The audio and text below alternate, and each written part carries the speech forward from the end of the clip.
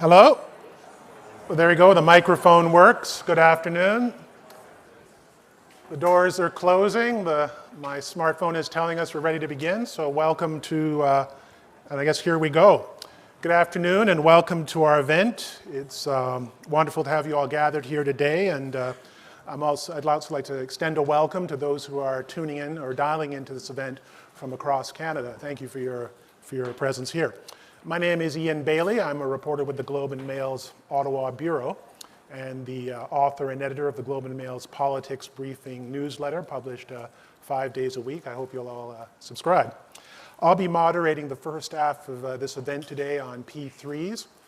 My colleague Menakan Raman Wilms, the host of the Globe and Mail's Decibel podcast, which is also an excellent broadcast worth listening to, will be moderating the second half of our gathering today.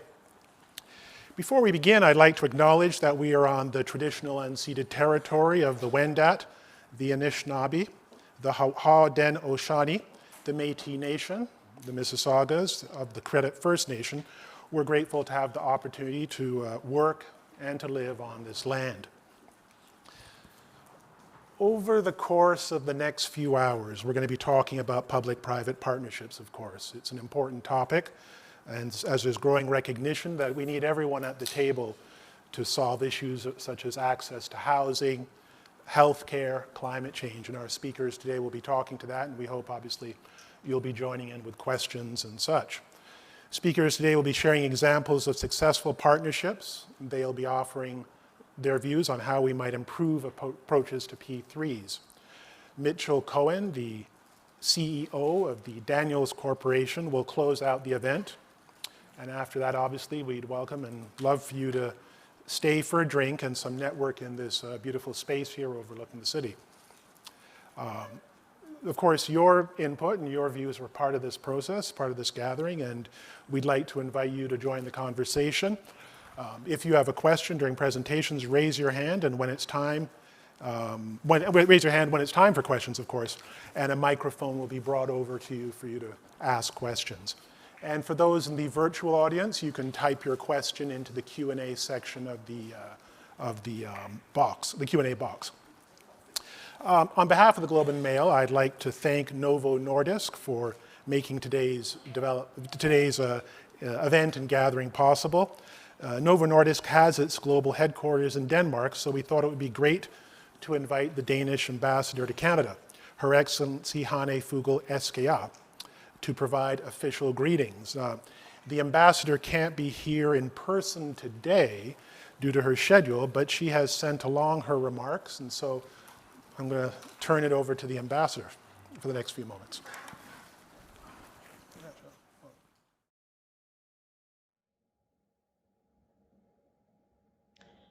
Good morning, everyone.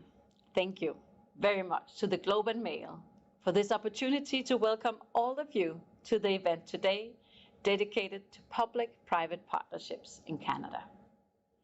These kind of partnerships, where private and public stakeholders work together towards a common goal and with an aim to find solutions that benefit our citizens, is an approach that is deeply ingrained in the Danish society. Actually, many of our current solutions and ambitious steps taken in the direction of a fast-track green transition are based on public-private partnerships. And we also have a long experience with this approach in the life sciences sector. In addition to an established tradition for public-private partnerships in Denmark, a wide range of Danish companies are foundation-owned.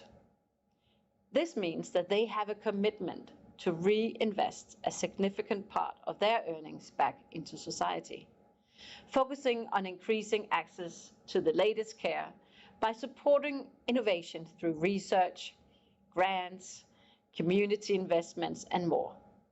And this tradition for reinvestment is of great value to a small society such as the Danish.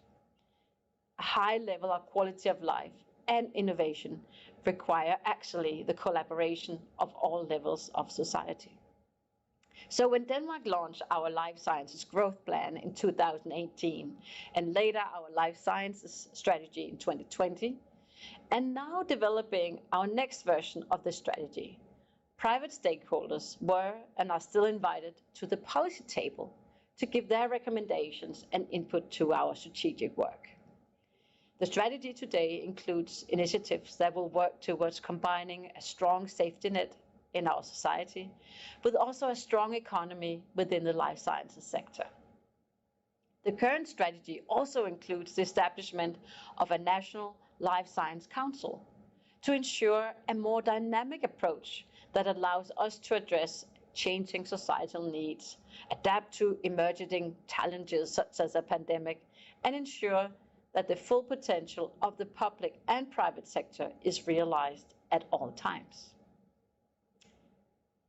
Similarly to the newly established Ontario Life Sciences Council, the Danish Council includes representation from a broad spectrum of stakeholders, including representatives from the life sciences industry and academia.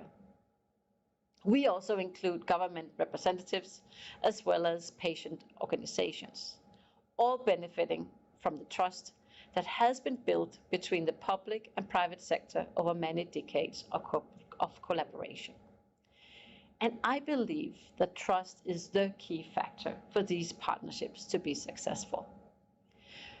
To deal with challenges, and of course such challenges do arise, a high level of transparency and accountability is necessary to build the respect between partners and in order to obtain that necessary level of trust. It also requires that all partners approach the task at hand with a mindset where we accept compromises and where everyone is ready to make concessions in the interest of achieving the overarching goal of providing the best possible quality of life for our citizens. This is also the approach of the Team Denmark here in Canada. And you are always welcome to reach out to us if you're interested in hearing more about the Danish approach and our lessons learned when it comes to public and private partnerships. So thank you very much for your time. And I wish you all a very productive and enlightening event. And I hope lots of networking. Thank you very much. Well, thanks to the ambassador. I'd like to introduce our first presenter in the room. It's, as many of us recognize, it's always great to hear different perspectives from around the world, other jurisdictions, to gather ideas to potentially implement at home here in Canada. Therefore, it's my pleasure to welcome to the stage Dorothy Kais, partner, architect, and business area manager with Arkitema. Welcome to Dorothy. Thank you. Thank you. Yeah, first of all, thank you very much for inviting me and Arkitema here to join your discussion today. And I'm very honored that we're actually doing the opening with the architectural perspective to kick off this interesting discussion throughout the day. And let's be honest, social impact, it all starts with us in this room, the decision makers of the built environment. We have to push for social impact. We have to demand it, and we have to plan for it in all the processes throughout a project. Otherwise, it is not going to happen, unfortunately. Today, I'm representing Arkitema and the knowledge that we have gathered the recent years around PP3s and addressing this topic of the conference today. We observe that it is most certainly a successful model to achieve social impact. I will share with you three cases and point out what have been the social impacts and most important, what actually made it possible to happen. Very, very briefly, who am I?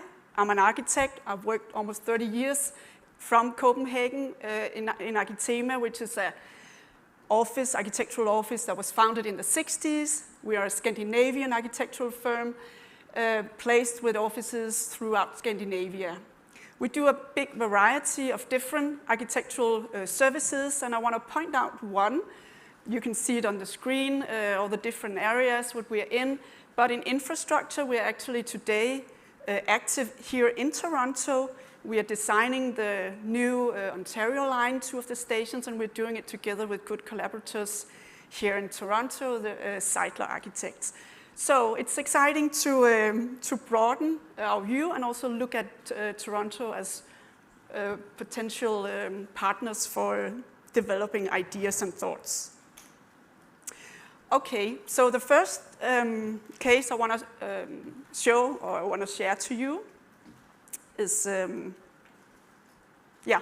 this master plan. It's not very usual to make master plans in PP3s, but this master plan that we won a couple of years ago was brought out in a tender process because there was a tremendous need for social impact.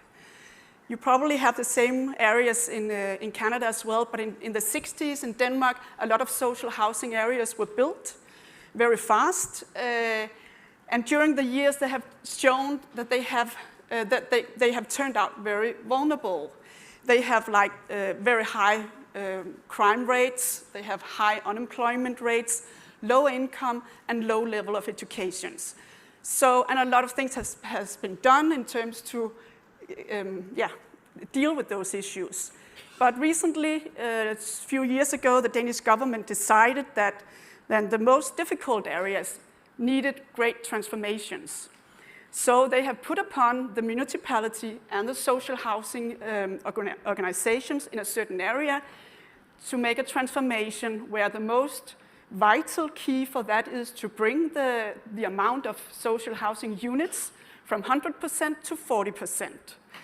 That leaves 60% of the building space to invite private investors, private pension funds to get them into the area and develop private housings. This situation calls for very radical changes in both social structures and physical structures in this area. And that was the master plan that Arkitema won. And so they were very clear defined these social impact that the client was looking for. And one of the things we suggested to answer to these questions was to emphasize local visibility since the very beginning of the carrying out of the master plan. These processes are so long, and it's such great or huge transformations to the area and to the citizens that lives there, that you kind of have to take them in to join the journey. So we proposed a community center as the very first initiative to be kicked up, even when we were still planning, even when we were still doing the zoning plan and the tender process, and you know it's very long stakes. But to engage the residents, to give them a little taste of what could they expect in the future, to start a positive thinking of the area. And this community center is of course going to house social activities and initiatives. There's also going to be municipality workers being there. So it's a place for sharing a communication about this new great future for the area. We also suggested very early in the beginning to upgrade some urban spaces around the whole plan. Again, to do something visible, it would be easy, inexpensive upgrades, but again, to show the residents that you are part of the transformation, things are actually happening.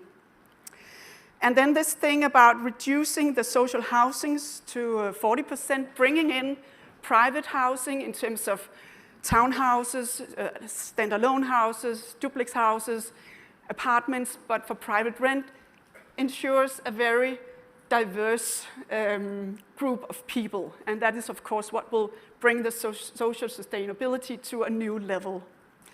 It was also important that we suggested to look at how does this connect, how does this area connect to the surrounding cities? Because what we see in Denmark is that they become these islands until now. People from the city never enter these housing areas, and the other way around. So also in the beginning phase, we have to work with transit connections to the surroundings to begin to sew this area together with the existing city. It was interesting that in the tender process, it was not just the municipality.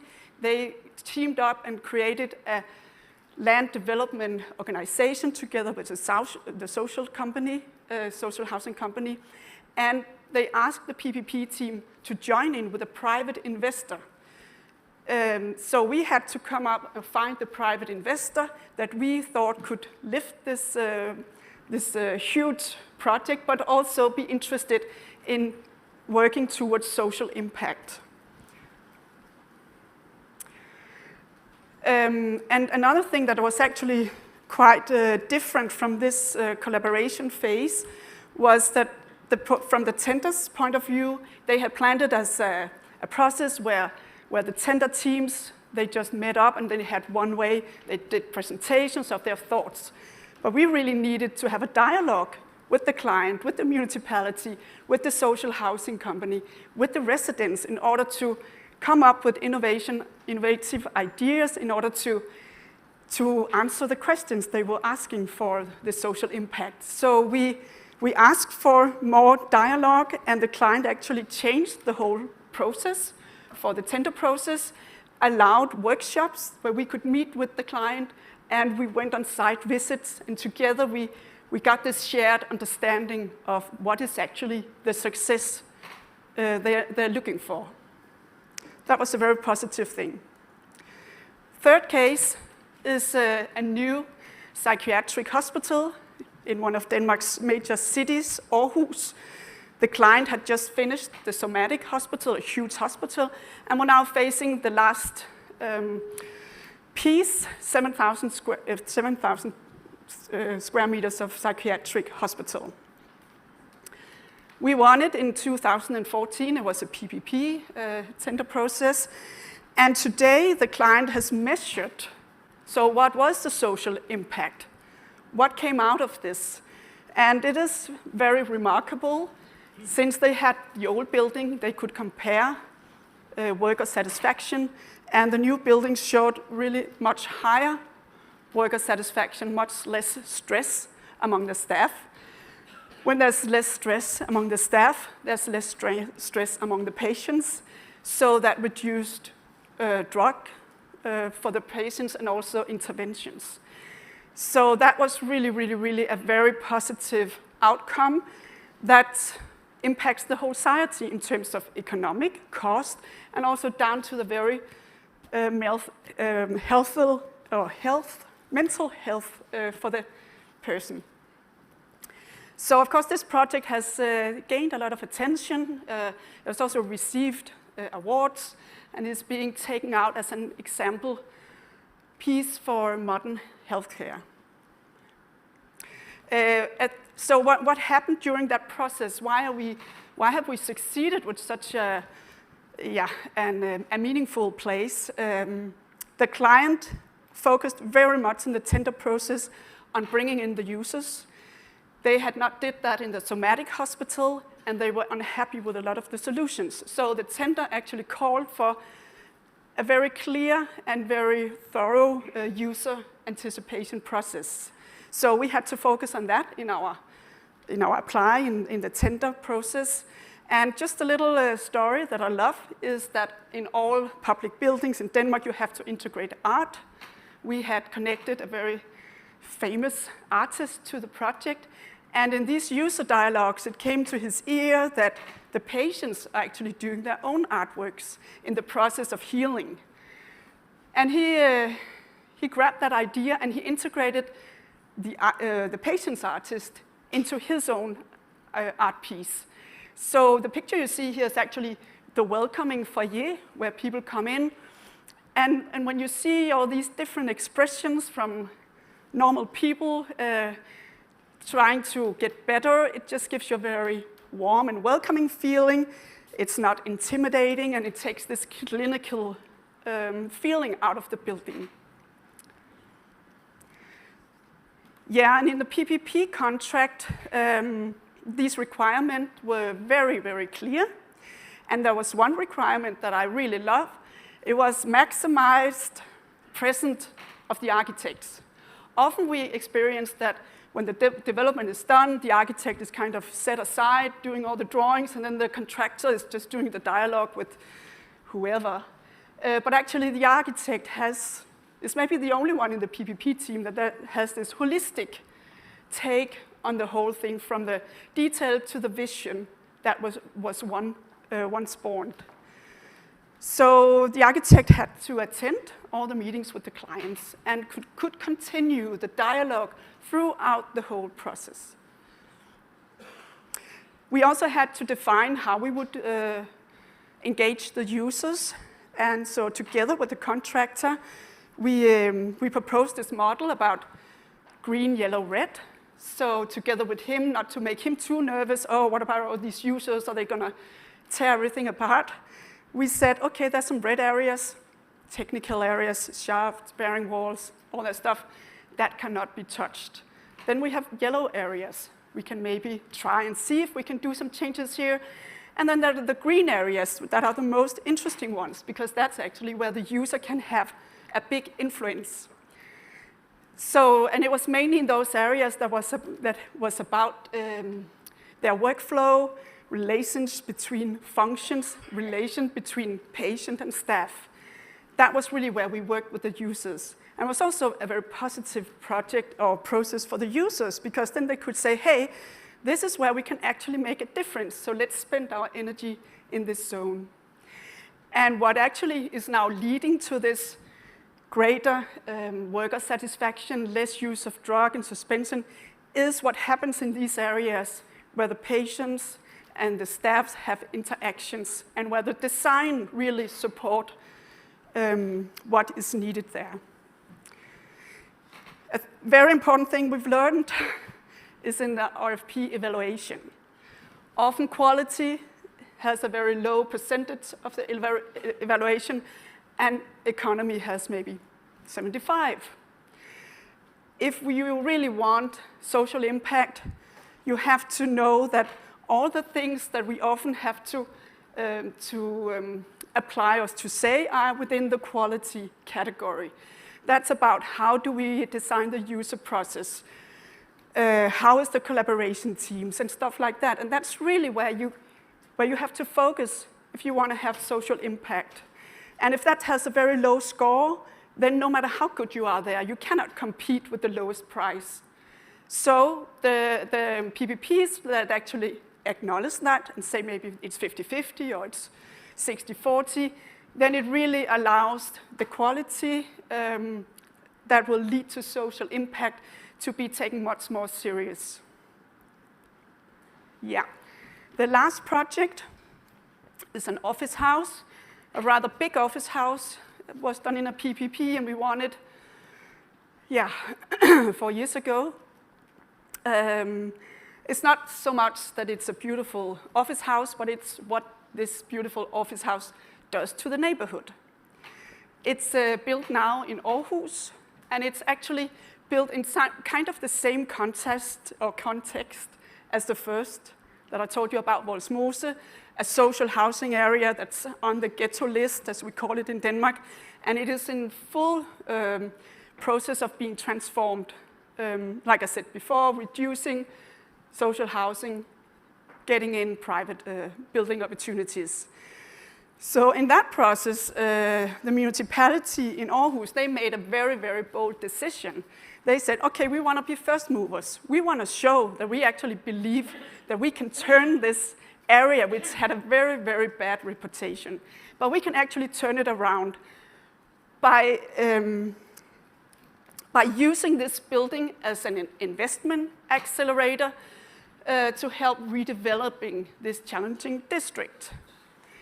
So what they did is actually that it's not just an office house, but the whole ground floor is a community center. And it's quite big, and it hosts a lot of people working there. And actually the people working there comes from the city, at least in the beginning. Hopefully it will also come from the district. But people that had never been to Gellerup, that had no business there, that kept away, now they have to go to work there every day. So it's very, very interesting, and the way it's done is that it's actually working very well. It was very important to the municipality to find out, so how can this building create social impact for the community? They didn't know, so they asked us, the PPP team.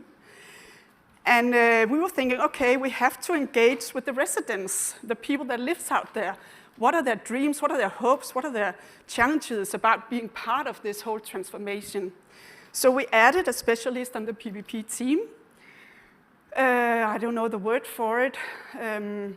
City, space, strategic specialist. Somebody that really has a lot of experience about going out, talking to people, and trying to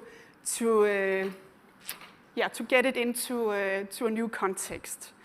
And she was going out there and found out that actually a lot of young people in the area would like to start their own business. They saw some needs, they had some ideas, but they could not rent. They could not afford rent a commercial space in the area. So she brought that back to the PPP team. And in the program, there was 1,500 square meters left of free of program. It was up to us to suggest something. So we suggested affordable space for startups, seeing that the people from the area, the residents, they will go in, they will create businesses, they will create meaning for themselves in this community center together with all the workers from the municipality. And that also means that since they are now active in the house, there's a social acceptance of this building. There's no vandalism, for example, which we feared. So now they're running the restaurant, the coffee shop. There's even a coffee roastery inside the building. There are makerspace and workshops and other kinds of things that has an outwarded function. So what can we learn from that? It was very important in the tender process that they have actually left that blank for us to be innovative about, for the PPP team to come with their suggestion on how can this building click into the context and actually lift something. Some of the other teams had totally different ideas. Some team came up with sports activities. That should be the thing that would connect people. But the client really liked this idea with the startups, helping people, creating their own businesses, and that was one of the reasons why we won it. Yes, that was the 3 cases, and just very briefly here at the end, the learning points. The project's own PPP team belongs to society. So social impact actually starts here. We're all social human beings. So if we can just have place in the process, we can definitely affect it. The end user can experience the social impact of the projects before its completion. That's a really, really good way to engage the society. And then this thing, the tender stage, that social impact hidden in this quality thing, it has to be lifted up in the evaluation percentage when the final decisions are made for a team. Collaboration processes make room for innovation deliveries in order to achieve social impact. So that's also a very good learning from our side. And then we must also remember that it is how the PP3 model is implemented. It's not the model alone that creates social impact. Yeah, and the last one, it's important to create processes, design the processes that achieves defining the goals for social impact. The last slide is I myself are here in Toronto for the rest of the week, but also Laura Gosmino, my good partner, and helping me in getting all these achievements, all these experiences together for you today. We are also here for the rest of the week if there's something you want to address us to, but otherwise we look forward to having discussions with you throughout the day. Thank you very much.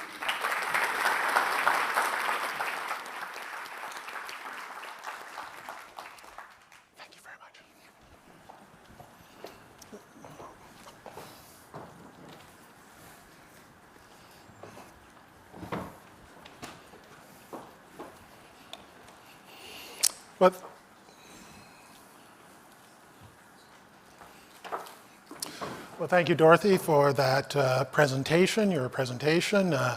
Very compelling, and it brings some compelling ideas and examples to the table for today's further discussion and our gathering here today. Ms. Kais will be available to all of you through the rest of the day, especially at the networking break, which is coming up very shortly. Now, before that, we have a panel discussion. Obviously, we have some chairs set up here, and we have a panel discussion focused on P3s and trust. And I'd like to introduce our speakers. We'll start with Sherry Brandt, who is right here, partner and a national leader of Indigenous law with Borden, Ladner, Gervais. We have also Lisa Mitchell, President and CEO of the Canadian Council for Public-Private Partnerships. And we have Matti Semiatiki, Director of the Infrastructure Institute and Professor with the Department of Geography and Planning at the University of Toronto. And last but not least, we have Adam Marsala, the Director of Corporate Affairs and External Affairs with Novo Nordisk Canada. So just gonna grab a seat and then let's go on some discussion.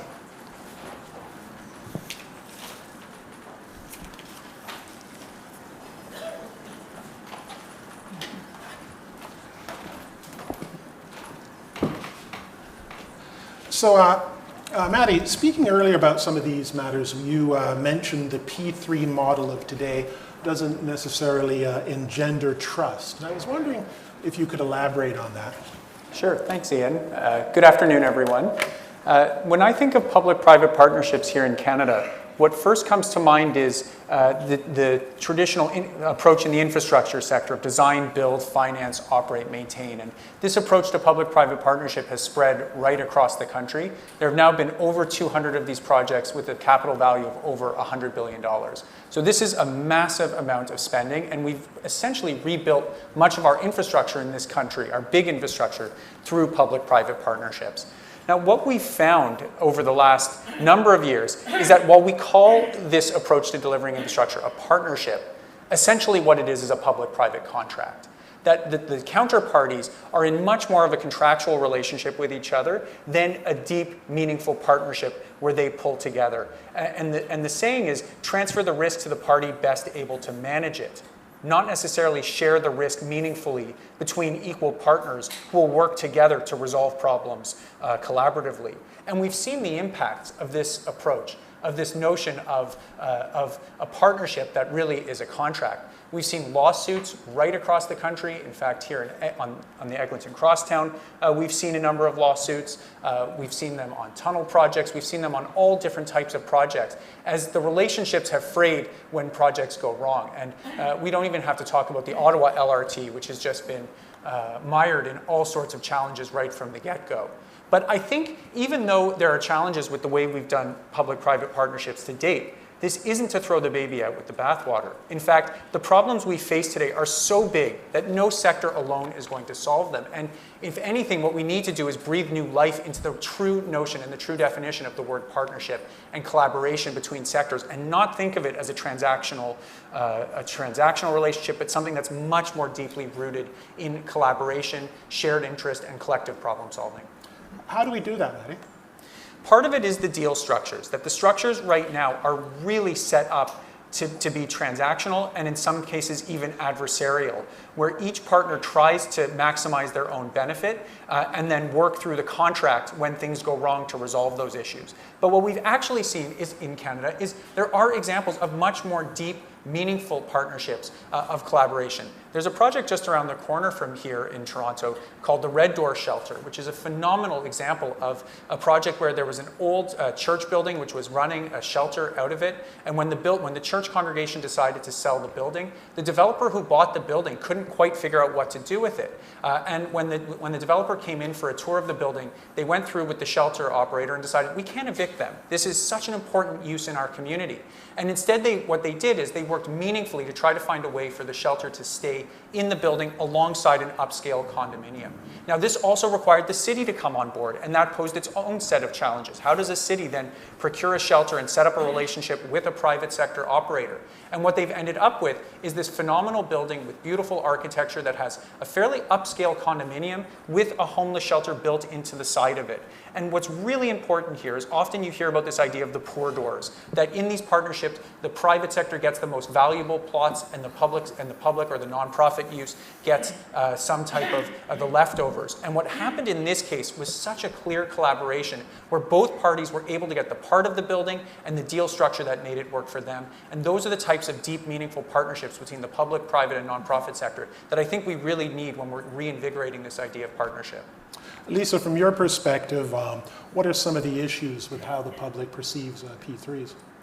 Yeah, thanks for the question. And it's interesting following Matty with his comments. There's some things we agree on and some that, we might have differences of opinions. But I mean, I think public perception, I think generally I'd argue the public doesn't really actually perceive much about P3s.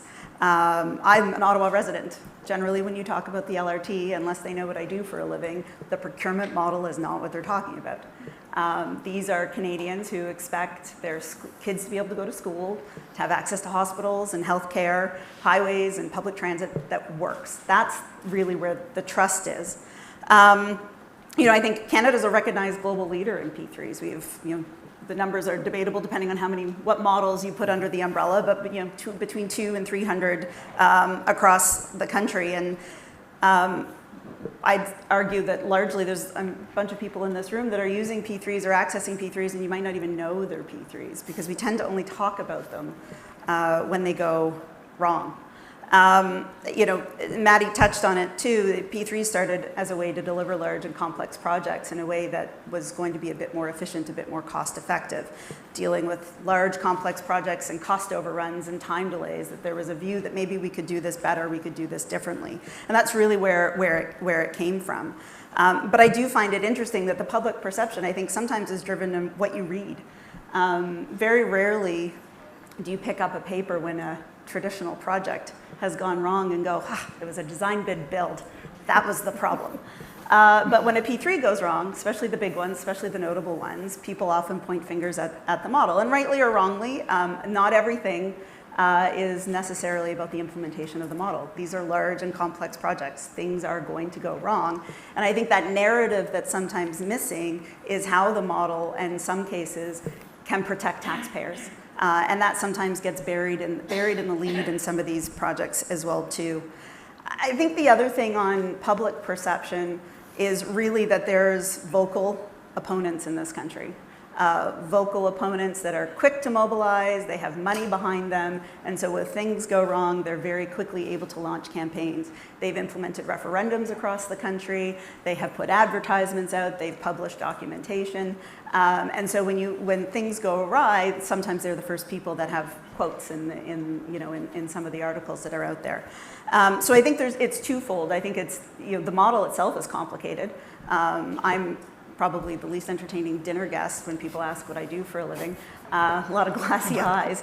But I think it's twofold. I think we only point to it when there's problems, and I think that there's a lot of people out there that are delivering a lot of misinformation about what they are and how they work. So what's the strategy to deal with these challenges? Well, we need to get louder, I think, as an industry. We need to be able to be out there. We need evidence. We need data. We need to be able to sort of say to folks that, okay, there are issues in these areas. Here's what's happened, but here's where things are working. As Matty said, 200 plus projects across the country. We have water, wastewater treatment facilities, biosolids, energy from waste, schools, and nobody's talking about them because they're doing just exactly what they're supposed to do. So how do we gather the data and the evidence and the stories that sort of promote the work that we're doing, and be a bit more vocal about what we do as an industry and how we're helping to support not just delivering big, large, complex public infrastructure, but the services that Canadians rely on. How do you go about getting louder and getting that message out? Well, that's some of the stuff that we're focused on at the council. We represent both the public sector owners and private sector members, sort of all facets of the delivery spectrum. And so I think some of the initiatives that we're looking on are how do we get at that data and the research? How do we open the kimono a little bit to be a bit more transparent to Canadians about what we do? So that's a lot of what we're working on right now. And before we move on, for individual proponents or folks who are doing P3s, how do they get their message out? How do they get louder and get into that debate? Well, I think it's a big community, right? I mean, I think just demonstrated by the people in this room and the people that you've got online, there's a lot of people that are very interested. There's a lot of people that are involved in the delivery. I think we're sometimes very quick to react to the problems, that we need to get a little bit better at singing our own praises and getting the good news stories out there. Sherry, your work focuses on partnerships between the private sector and Indigenous communities, particularly in energy. I was wondering about your views on how Indigenous communities are approached or consulted on these projects. Yeah, sure. Thanks for having me, Ian. It's interesting when we're talking about the topic here of trust and your statements there, Maddie. I mean, trust presumes that there is a relationship between two parties. And often, the work that I've been involved in, there was no relationship. We had to create the relationship. And so I've been very active in the energy space, looking to create that relationship and see how we could create partnerships among industry and First Nations. But I would say the way it really started, if we're thinking about how our Indigenous groups approached and consulted, there was really, in the early days, sort of thinking back to some of the earlier cases in 2004 was a Haida case. And that was the early days of consultation, and it was really all about trying to bring attention to the Indigenous issues, to the Indigenous rights. And that was quite complicated, and so we really ended up having to resort to focusing on procurement and policy initiatives. And it's really not until you look to 2015 when the Truth and Reconciliation Commission came out when First Nations started to be more actively involved in partnerships, that we start to see different forms of partnerships that have created meaningful outcomes. So we've started to see First Nations move towards looking for a model that is meaningful to them, and it's not. It has ended up focusing on the equity side, right? Thinking about how you can bring in First Nations and Indigenous groups into commercial projects has been often the work that we've been focused on. Is there any other example of a better approach you can think of? So, in thinking about a better approach, it would be, from my perspective, better is not always necessarily the right word. What we were looking for is how do we break down barriers? What is an approach that facilitates and breaks down barriers for Indigenous participation?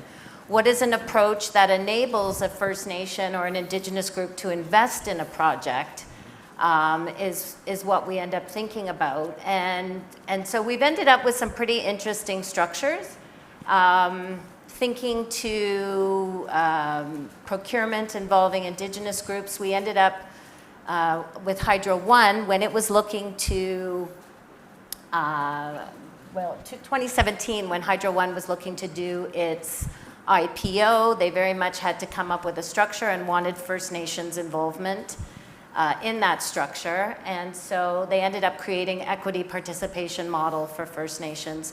We were able to structure that and bring 129 communities into a partnership.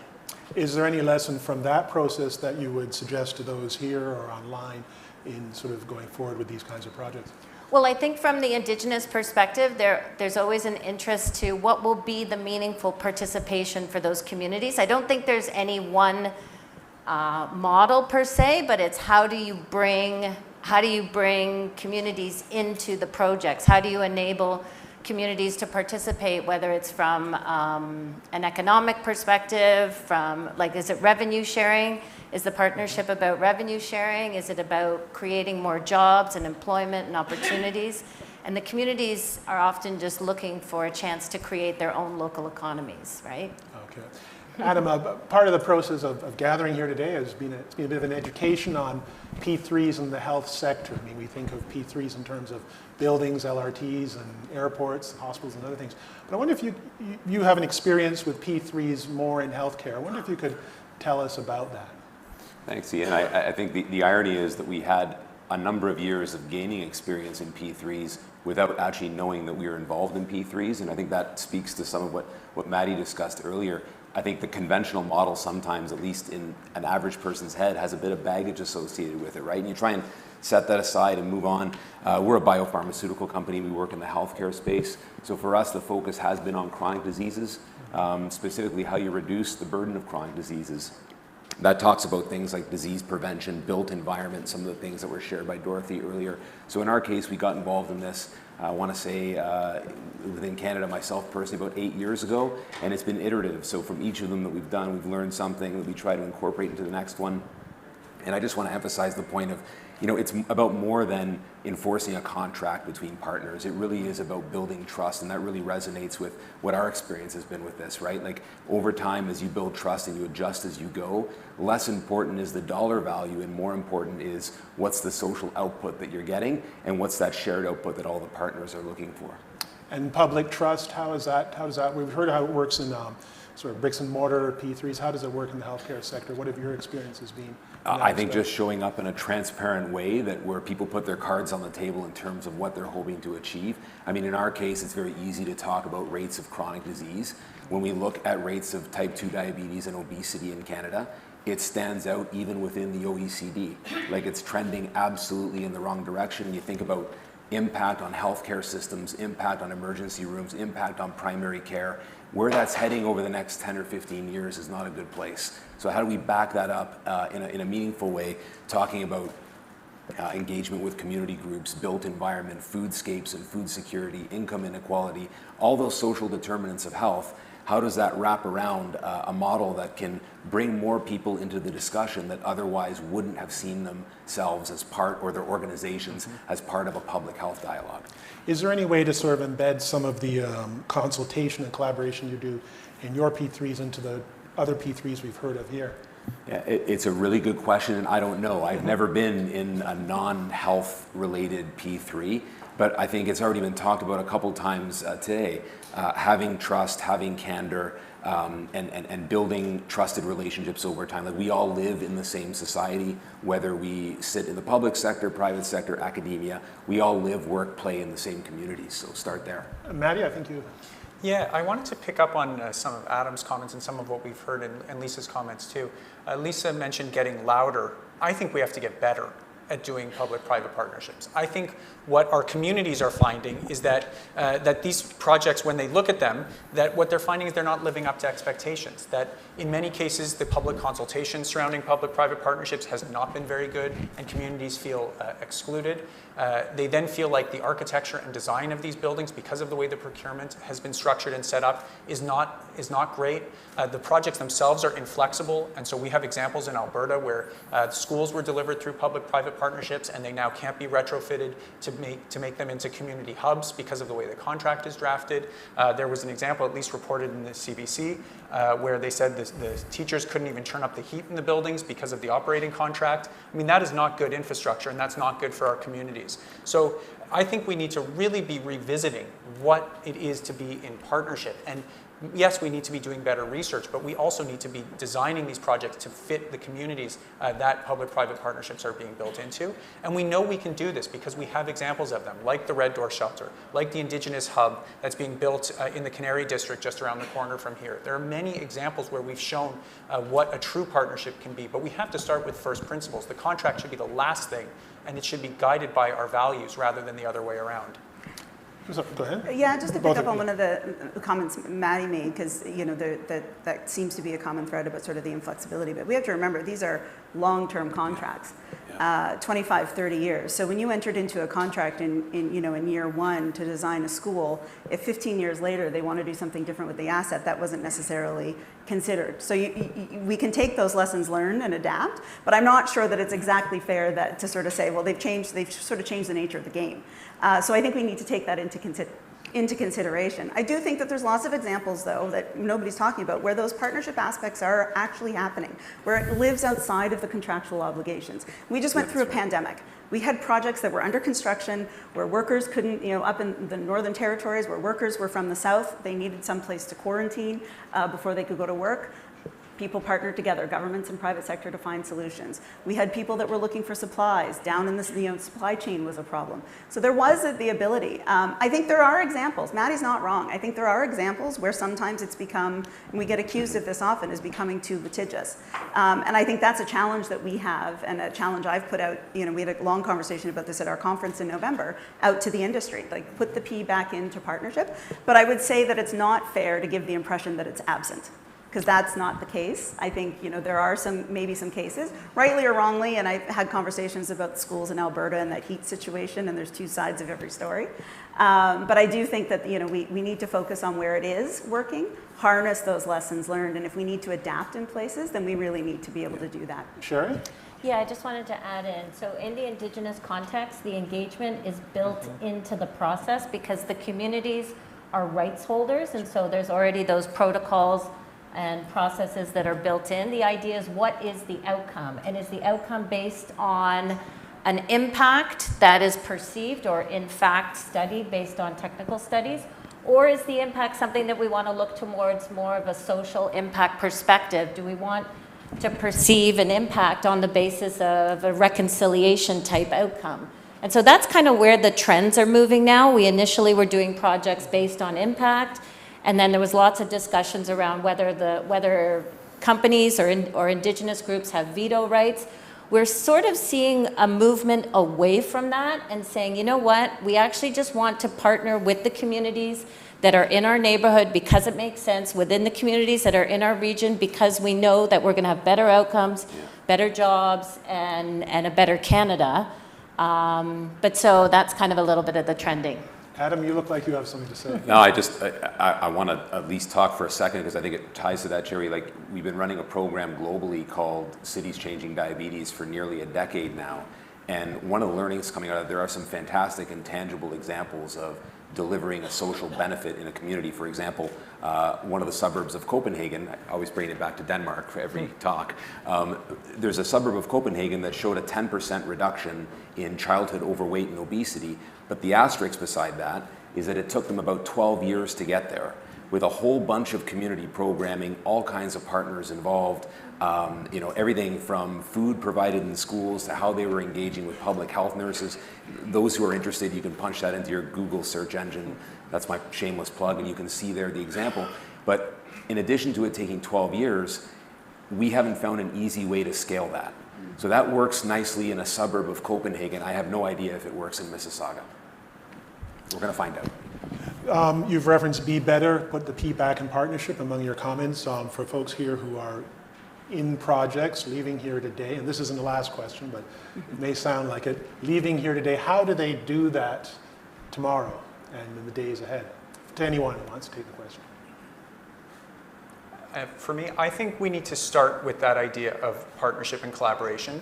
There are new, and it really, this sounds cheesy, but it starts with people. I mean, there are new models that are out there that are called an alliance model, where instead of having two counterparties to a partnership, they actually create something closer to a joint company, and they work much more closely together from the outset to co-create the solution to the problem together. And in some of these cases, they're actually doing like psychometric tests on each other to see how they're going to work together. Because often what you find in construction, and Lisa's right about this is an area where these are very complex projects where things will go wrong. And some of the question is, how will different individuals respond when their feet are to the fire and when their company or their organization or even them personally are facing risks? How will they become litigious, or will they try to work collaboratively to solve those problems together? And I think it'll be interesting to see if an industry that has been based around generally an adversarial set of relationships can now transform itself to become truly collaborative in the true sense of the concept of partnership. And we'll see. There are actually a couple of examples now here in Toronto and in Canada. There's a hospital project that's being worked on in British Columbia, and part of the Union Station redevelopment here in downtown Toronto is being done through this alliance model. So we're going to see, but I think ultimately this does really start and end with the individuals at the table and trying to come up with true meaningful solutions as problems invariably do arise. Psychometric tests, is that something that is like available to folks? That's something that they could, is that a thing? Or? I mean, they're essentially doing like those Briggs-Myers tests on each other to see how they're going to respond and whether their personalities fit. That's what I mean. And you're starting to see that playing out in certain corners of the industry, and that may send a bit of a shiver down your spine until you're negotiating again across the table from someone. And if they have a completely different approach to resolving conflict than you, and that approach tends to be much more adversarial than the one that you would like, that could ultimately be both problematic from a relationship perspective and also extremely expensive, depending on the circumstances that arise. Lisa, Sherry, no, you. Sure, thanks. I mean, I mentioned an earlier Hydro One example, but if we were to categorize, I would say that was really more based on a reconciliation type initiative. It was policy based. But Hydro One, I sit on the board. I've sat on the board since 2018. It very much has projects that have to be built on time and on budget, and have inherent risk. And from their perspective, what they've come about in terms of building a better project is, why don't we eliminate this earlier process of, what do you think is the impact? Do I agree with you? Do I disagree? Why don't we eliminate that and sort of take away the brinksmanship and say, look, we're going to do this together. Let's make it a 50-50 partnership. We recognize that transmission lines have impacts. Let's focus on a 50-50 partnership at the outset so that we don't spend all this time negotiating whether your partnership should be 5% based on impact or 15%. We've eliminated that. And the view is that that's really going to engender trust. That will build a relationship.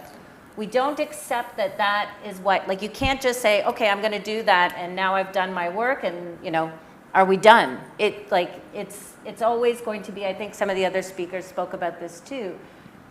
The work is in the person work. The work is in that actual direct contact. The work is in the relationships that are being made.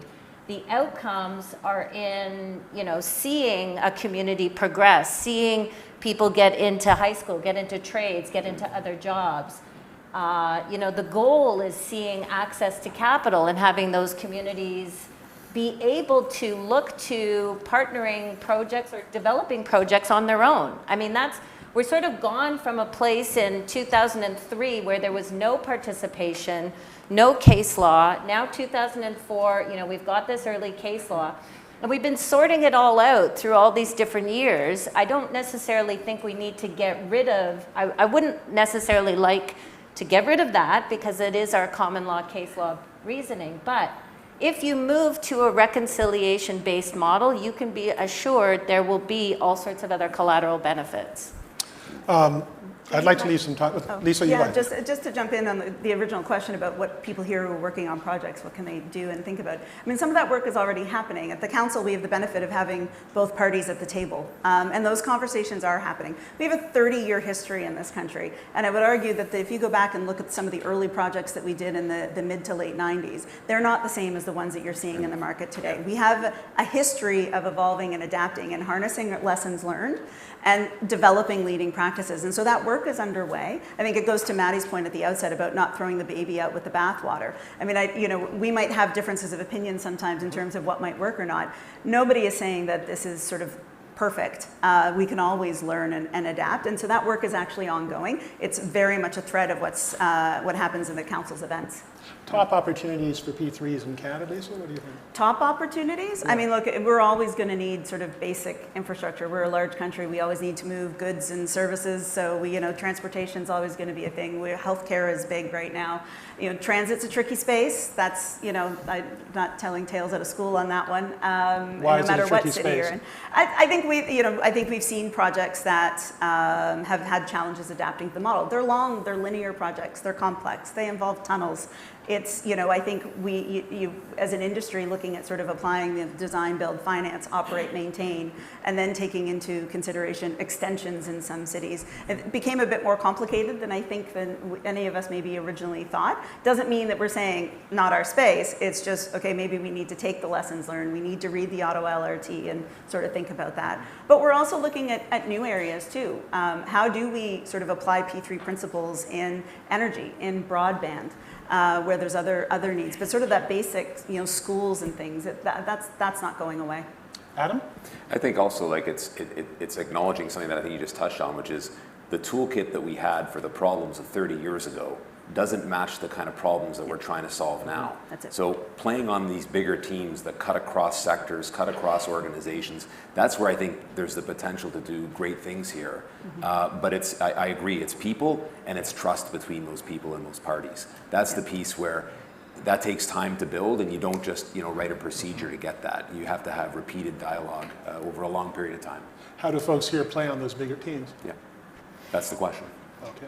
I was just going to jump in and add in, I don't know, maybe others do, but have we really seen First Nations, Indigenous groups formally involved in P3 projects, right? I mean, it's something to table, something to think about, because the whole concept is around social impact, around building better projects. Yeah. So And we something- have. and I think there's more to do. Yeah, and I mean, to me, I also see the system probably, in my view, maybe getting more complicated, because you're going to have large companies who will, through different doctrines like the United Nations Declaration on Indigenous Rights, different corporations are now taking their own policy steps and implementing those, and will want to see their Indigenous partners in those contracts.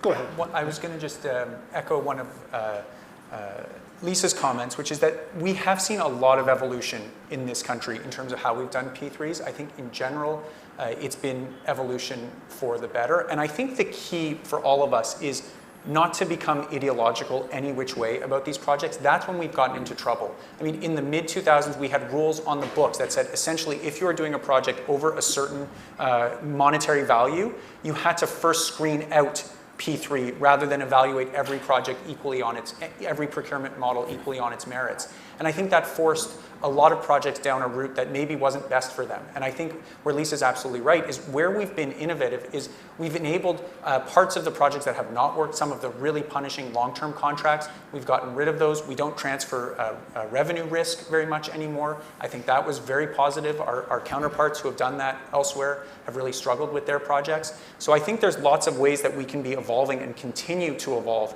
but it requires us not to be ideological or wedded to one approach to project delivery or another, but see them as tools in a toolbox that will each work in different contexts. I'm going to roll the dice and assume that there are questions from the floor in the moments we have left. Maybe there are no questions. No, their hands have gone up, so I know members of our team will enable. Why don't you go over there, Matt? You first. Do I need to sit?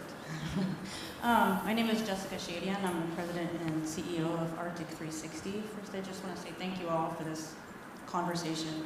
I'd be a fan of sitting at your dinner table because of the things I love to talk about myself. So Arctic 360 is Canada's basically think tank to elevate the national conversation about the North, and a big focus on the origins of where Arctic 360 came from was talking about how do we bring private capital north to build the big, transportation, energy, fiber infrastructure that we need there. And we talked a lot about it in terms of public-private Indigenous partnerships. And one thing that we've learned is that from the institutional investor space, one of the most important things is a strategy. We need some sort of strategy for the North that would help understand them if there's pipelines of projects, how to bundle projects, etc. And so my question for everyone is, right now the CIB, the Canada Infrastructure Bank, is going through their 5-year review process, and I'm wondering maybe if some of you would like to comment on what role the CIB has to play in these discussions and some of the challenges and maybe areas that we should be going towards, and whether or not a strategy, infrastructure strategies or a strategy has a role to play, whether it's from infrastructure or from CIB in the whole P3 process. Sure. Ian, I can speak about it for a little bit. Thank you. Thank you for your question. It's really important in terms of understanding what the role of the CIB would be in this. I would say what comes to mind immediately and what we've understood from working with the CIB is it's really all centered around access to capital. How can we enable Indigenous communities to have access to capital? As well as how can those projects address major infrastructure gaps? And so when you look at the issue and you look at the problem, you're really immediately presented with the Indian Act and all of its limitations and barriers and constraints. And I think what the CIB has done, and we've been fortunate to work alongside them and assist on the Indigenous Community Infrastructure Initiative projects, is really take a look and say, like, this infrastructure is integral to the community, it's meaningful to the community. How are we going to get this done, right? And how do we bring the right parties together that will bring the capital and recognize that these are Indigenous sponsored projects, that it's the community that wants it. And so the question will then become, like, how do we balance, you know, those restrictions and navigate through those processes? And so obviously there's a lot of planning that has to happen, but if there's a will and there's access to capital that can provide the way, it takes you miles and miles ahead of what other processes that we've had to go through. Go ahead. I think the strategy part of what your question, I think, is really key, because the bank is a tool, and Maddie made that comment as well too. There's tools in the toolbox, and you know, and so looking at every project through the same lens isn't going to work. And that's why I think things like what Infrastructure Canada and the Government of Canada had started with the National Infrastructure Assessment is really important, because I think looking at the needs across Canada, no matter where they are geographically, what type of asset, but understanding them through a systems and networks process, I think is really part of the challenge that we have, is that I'm not sure that we always have a full understanding of what the needs are and how they interconnect. Any other questions? You, sir, there in the... Yes, my name's Blake Stewart. I'm retired. I'm part of Joe Public, and I'm interested in this topic because of the industry that I worked for, construction materials, for 23 years. But I was interested to hear from Lisa. I'm intrigued about learning more about the council, and you talked about lessons learned, and it sounds like there are a lot of well-kept secrets about the success of public-private partnerships. So I'm curious about how do you plan to educate the broader public about what these projects are about? I can think of 407 ETR, I can think of a hospital in Brampton. I lived there for 25 years. There's a lot of political hype about P3 at the beginning, and then who circles back and who tells us what the public has gained from these arrangements, these financing arrangements, and how do we judge the success of P3 if there's no follow-up? It's always a political lens that these projects end up being examined through, so there's a lot of emotion expressed, but how do we get those evaluations of the money spent? Yeah, and I think those are the things that we're starting to think through. I mean, you know, to communicate to the public about an issue, sometimes you have to pick the right time. You know, you can send an op-ed into the papers talking about something that's important to you, but if it's not, you know, relevant to the news of the day or to something that's going on in the community, it's not going to get published. So how do we tap into that at the right time, make our voices heard, provide the data and the evidence to folks to better understand? P3, just the concept of a P3 is very complicated. So how do you distill that into palatable information for the general public? But I think there's also, you know, how do we communicate with other public sector? There's obviously some public sector procurement agencies across Canada that this is the part of their everyday business and they're very well versed. But there's also a lot of folks that aren't, a lot of communities that aren't using P3s, whether it be municipal or Indigenous communities, smaller provinces. How do we tap into them as well too, and start to provide the learnings there as well? So I think, you know, we're also very, very focused in this country and have been for quite some time on getting shovels in the ground and the procurement, and we haven't focused as much on the operations and maintenance of these assets. And there's really good news stories in there that we need to draw them out a bit more, especially as we watch our colleagues over in the UK who have a bit more of a mature portfolio of projects than us and are going through, you know, getting ready for the handback of these assets after their 20, 25, 30-year contracts. And so what can we learn from there? Because I think that value for money question that Maddie raised, which is really that comparative analysis of whether a P3 or a traditional model is the way to go, you know, how do we proof out that concept at the end of life of these contracts? So I think there's quite a bit that needs to be done, but how we communicate depends on the audience we're trying to communicate to. I think we have time for maybe one or two more questions. You sir in the back there. Well, thank you, everyone. My question is really for Maddie. I share your opinion that we need better, not necessarily louder. You said instead of contract, let's go to values. And as far as the private sector is concerned, at least for-profit businesses, as a business lawyer, I can tell you with confidence, the value is simple. It's all about maximize the shareholder benefit. Everything else is just, expenses. So do you agree that we really need to focus on the government? Because when it gets to the government, the value is not easily defined. So if you want to really advocate for better, where would you focus your advocacy? On government or on the private sector that has a simple, not changeable value? Thank you. Yeah, thanks for the question. I think that's at the heart of this, is that from my perspective, it's really the role of government to be setting out from their electorates what the values of their community are and what are to be prioritized. And then you establish a procurement model and a contract that allows you to follow through on that. And what we've seen in the way that we've done procurement and public-private partnerships here is that even though they're scored 50-50 in terms of design and architecture and all of those values and price, when you actually look at how the scoring gets done, the lowest price is what is really driving who's winning the contracts. This is for Infrastructure Ontario, and it has tended to play out nationally. And so what you end up with is projects that may meet the baseline goals, but do not necessarily achieve all of the community benefits that could be built into them, whether it's a community benefit agreement around labor, or whether it's design and some of the art that we saw in the Danish model. I mean, go into some of the facilities here and try to look around for art and see what art and what types of design is in our facilities. I think we're really undervaluing how much this public infrastructure serves as the cornerstones of our community, and we can breathe new life into that. Now, it doesn't mean that it has to be expensive. We don't necessarily need to be building monuments to ourselves, but we do need to be using intelligent and creative solutions to local problems, and then building them right into the types of business models that we're creating, recognizing that, as you said, the private sector's role is to make money, but that can be harnessed towards meeting a shared interest with the government and with the wider community.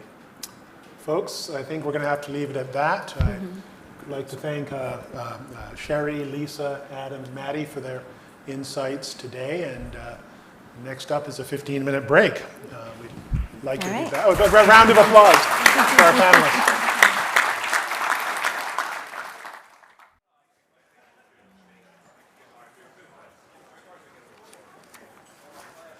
Hi everyone, we're just about to get started again, so let the last few people kind of settle in. For those of you who don't know me, my name is Menaka Raman-Wilms. I'm the host of the Decibel podcast here at the Globe and Mail, and I'm happy to be moderating the second half of today's event. For anyone who hasn't heard the Decibel, we're a daily news podcast. We publish every weekday morning, Monday to Friday, and we dive deep into a news story of the day. It's usually in about 20 minutes or less. And yeah, you should check it out if you haven't. Today's podcast is about economic predictions and why they're not as accurate as they used to be. So you can find that anywhere you find your podcasts. But back to the event of the day. Hope you all enjoyed the break, got some food, ready to dive into the next set of things. We're going to have a brief presentation first, and then after that we'll have time for audience questions, and we'll have a discussion there as well. So you'll get a chance to ask your questions again.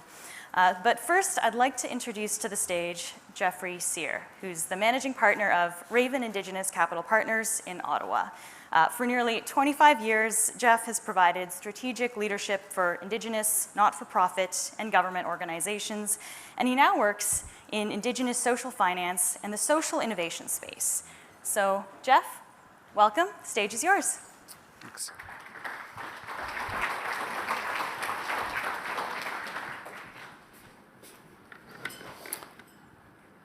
I'm mic'd up, so I don't need this. I think we have a presentation coming on screen, correct? Or I have the presentation, even better.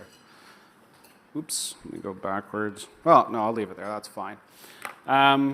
So, Tanshi Ani Bonjour, Kinu Kinu Ninde Indigenikas. My traditional name is Eagle Man Leading. I come from the Whitehorse Plains area of southern Manitoba, 2 Métis communities. My family had scrip along the Red River. That's where most of my family lives today. Secondly, I'm a father of 5 adults now. So I'm about to empty nest. That's a whole new thing, by the way. and a proud husband to Nicole. In the daytime work, I am co-founder and managing partner of Raven Indigenous Capital Partners. You see the two logos. I'll do this really quickly. I've got 20 minutes of your time. Fairly complicated subject matter, so I'm going to kind of breeze through it, and then we got a Q&A that we can work through. Raven Capital is an Indigenous-led and owned financial intermediary. I didn't know this 5 years ago. I'm now an Indigenous venture capitalist investor. We started with a $5 million fund, what we thought was $5 million. It ended up being 25. 2 months ago, we closed the second fund, which we thought was 75 million. We actually raised 120, but peeled it back to 100 because we thought that's what we could responsibly deploy in a short period of time. So we're investing in Indigenous social enterprises across North America. It's pretty interesting. It's not as interesting as the outcomes finance we're going to talk to you about today, in my opinion. At the same time, we started a sister charity so that we can work in doing research and design work inside the ecosystem. And the reason is because we want to create greater impact inside our communities. We want to peel back a couple hundred years of colonialism and essentially get better outcomes for our people. So my approach to finance, economics, markets is they're all human constructions, and we can change them and remake them to get better outcomes for our people everywhere. And they can and should be adapted. And I'm sure when these systems were created 400 years ago, part of the colonial experience, they didn't anticipate where we'd be today. And I'm going to place public and private partnerships into that milieu. We don't call our work public-private partnerships. Interestingly, you also heard this up in an earlier panel. What we're about is getting better outcomes. It turns out it looks nearly identical, though, at the end of the day. The discussion of public-private partnerships is often a discussion, it seems to me, about economics. I'm a political economist by training, by the way. To me, that's a mistake. Economics is just math. What we really need to talk about is values. We need to be values aligned in our work. That informs the type of economics we want to build. It's the approach we take at Raven. The other thing, there's an innovation that came about many, many thousands of years ago called sitting around the council fire. And you sit around it and you talk to you listen and you talk and you hear different perspectives. You work together and you collaborate, co-design, and come up with solutions together. I think you've heard this today as well.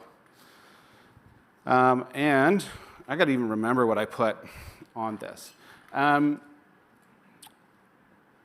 Public-private partnerships. To me, they're a wonderful thing. And no, they're not all perfect. Not everything is. But it's a way of looking at problems, hopefully differently, and we've had 30 years of experience. What have they done? Provided alternative finance, shared risk, worked on big projects at scale, brought some private market efficiencies into a public good scenario. It's well suited, in my opinion, to very large projects or to larger projects, and that's how it's generally been thought of and used. So this kind of looks like bridges, hospitals, roads, toll roads, infrastructures, schools. Large project takes large amounts of capital. And I'm going to ask a question here next about what would happen if we started to look at this differently. What if we start to look at public-private partnerships through a lens on complex human issues? And so for us in our work, I didn't make the graphic, but the little heart's cute. Anyways, the key thing for this in me is the equity given in sort of the display in this Venn diagram of community and the role community plays. I come from an Indigenous community, and my identity is very attached to the community. And to me, that's where issues get solved. That's where the work gets done. So, outcomes finance. So I don't talk about public-private partnerships. We talk about outcomes finance in this space. So what is, outcomes finance? These are instruments. It's another tool in the toolkit. You heard this as well that we can use. These are pay for performance. They've often been likened to social impact bonds. Social impact bonds are a narrow slice of the outcomes finance world. They've been employed globally for decades. What's it really about? It's about leveraging private capital through an evidence-based system. So you can get high-impact, innovative programs and services, human services, in spheres that haven't had it before. It incentivizes people in the right direction It incentivizes the private capital. I'm a private capital provider. It incentivizes the public good. Most importantly, the service providers in communities and the people who live there. And this becomes very important as you go through these exercises. It also brings in philanthropic capital, which is kind of nice. Why do this? Why do it now? Outcomes finance isn't relatively new. The way we talk about it maybe is. In the Indigenous context, we're talking about a window of opportunity across the board. And you heard a little bit from Sherry and others today, where the opportunity is that you have the UN Declaration on the Rights of Indigenous People, the Truth and Reconciliation Commission, Murdered and Missing Women, Indigenous Women's Report, all these calls to action globally and locally. You have a massive, massive federal spend in the Indigenous space, which is sort of going well. It's a lot of money. How effective is it? It's up for debate. I think it's only so effective. And I think it's an opportunity, and the words I'll use is for a different type of procurement from the federal system. We're used to procurement in the P3 world. It's a different way to procure better outcomes. Most importantly, we have long-term evidence that spending more just doesn't necessarily work. We also have long-term evidence that the government involved in the lives of Indigenous people, creating programs and services, tends to turn out badly. There are some good examples out there in recent years, but they're few and far between. So we have an opportunity space. And I want to raise something else here, because I think it's important. As I was taking the train in this morning, that lovely piece of public infrastructure from Ottawa here, is there two kind of driving outside factors where I think a different type of public-private partnership needs to work. And I'll try to get to this, and my clock's running here, so I'll try to get to it fairly quickly. One is the pandemic and the post-pandemic and what it taught us, and what it taught us we're really bad at in this country and many others. And the second thing is climate change and adaptation, and what it taught us we're really bad at this country and many others. And that's community resilience. Building resilience in community to actually deal with these. If you talk about atmospheric rivers and droughts and it's one of the communities I work in, they couldn't get food door to door. And these are people with diabetes and other issues, and you couldn't get food. We were donating our personal money at Raven into communities in the north to make sure that food was flown in. We have a community resilience issue. And I think public and private partnerships, at least the way I think of them, is a way at that. I'm trying to remember all my slides here. Yeah, let's go to this one. And it's the fifth of those star-like bullets. The need for deep community resilience in there. It also takes advantage of new money in the ecosystem. I work in private capital, and I can tell you private capital, and I think there's some in the room here, is looking for a way to have high social impact, looking for vehicles and ways to invest that money, obviously in a shared risk environment. And it's out there, and I'll come again to it towards the end. So this next slide, bear with me. I usually spend an hour explaining this, which I won't do to you today. This is the flow of capital in an outcomes finance model, where you have impact investors bringing money in, you support Indigenous social enterprises, you know your outcomes before you even start. You agree and build them with the community, which you see at the center. What is it the thing that we want to do? What does success actually look like for us? So no money is moved yet. And we've done this on type 2 diabetes. We spent 3 years doing an Indigenous Solutions Lab with 6 Indigenous communities. We're co-creating interventions. We're about to launch that into an outcomes contract. And it is critical to do that way. And I'll talk a little bit maybe in a second about type 2 diabetes. Then we work with Indigenous social enterprises and the community. Why? Because if the community doesn't own the intervention, it doesn't stick. It doesn't last. So the community needs to be at the center of it. You measure the outcomes, do an independent third party. They get repaid, generally by government agencies at an agreed upon performance rate kicker. The money goes back into the system. That's how the model works, as quick as I can do it. So I'm now halfway through. So let's talk about what happens that we've noticed, because we've deployed 2 of these. So for Indigenous communities, there's a set of benefits, we call them, just to keep it simple, to the investors, to the outcomes purchasers, and to Indigenous communities. And they're not always obvious benefits, but some really interesting things occurs when you're working with community. And I actually should pause for a moment, because one thing I wanted to raise, the way that we work at Raven is we follow our Indigenous values and we try to work holistically. We work on 2 issues, climate and health. We do this for a reason. We think they're interconnected, first of all, and it's what the community tells us they want to work at. But the most important thing that we do as an intermediary is we build relationships, and we manage the relationships. Manage is kind of a trite word for it. We don't actually sign MOUs. We don't sign those sort of agreements. We sign relationship agreements where I agree to be in relationship with you. And what this means when times get tough, and they do get tough, doing these complex interventions, like we do geothermal and air source and ground source and on-reserve housing, type 2 diabetes interventions, things will get tough. It's the community that gets your back. It's that relationship that matters and allows you to solve problems consistently over time. We come from a gifting culture. I often go into a community, I have to be invited first. We sit down with chief and council, then we sit with elders, with the aunties, with the children, and we understand what's at play, what's the strength, what's the levers. Very much to the way I think that we heard from the architect this morning about how you can build in community and it becomes your foundation. Something I hope they would have done with the Ottawa LRT, but that wasn't the case. The simple lesson in this is those closest to the problem know how to solve it. They know who needs to be there, who's going to champion it, and who has to solve it on the ground. So I'm still at benefits. I luckily have 8 minutes left. Or lucky for you, I only have 8 minutes left. What this means here is the benefits don't stay with one sector. They don't stay with one stakeholder. It crosses a bunch of things. And I'm working in communities that are really not well off. You have 60 to 70% rates of unemployment. In the communities where we're doing type 2 diabetes, if you're Indigenous in Canada, you're under the age of 25, you have 80% chance of being type 2 diabetes in your life.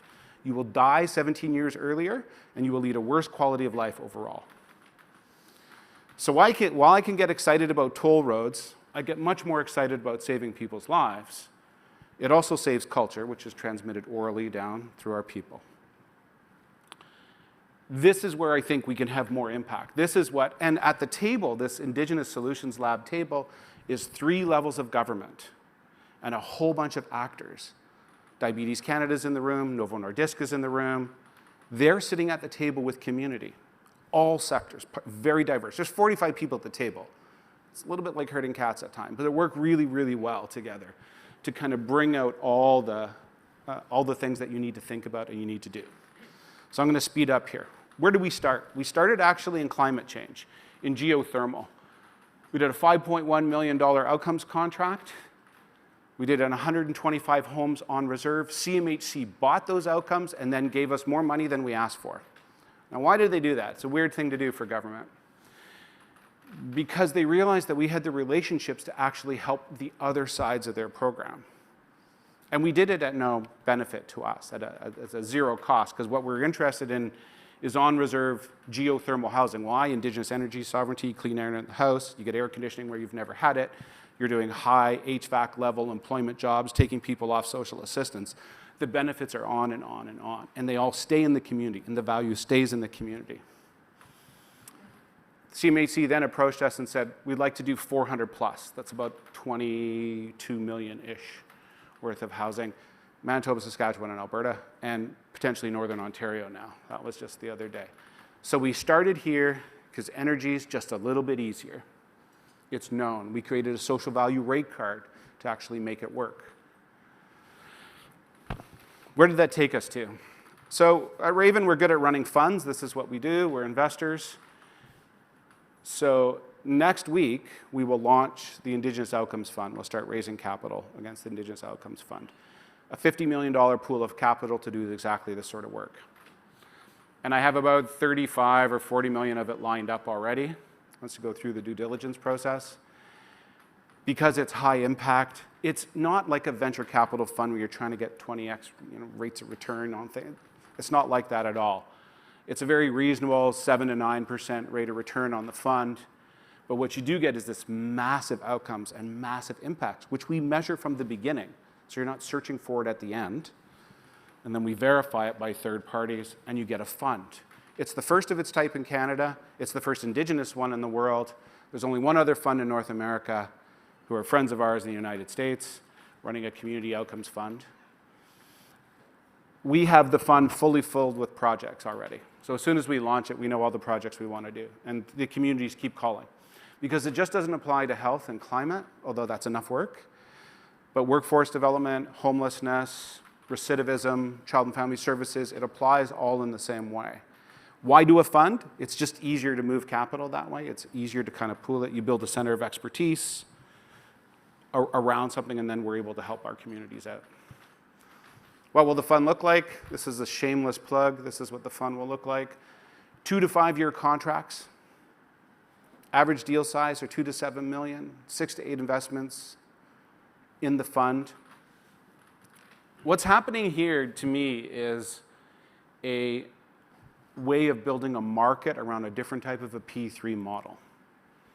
And we're doing only Indigenous community. Like, we're not looking outside that right now because we've got enough work to do with this.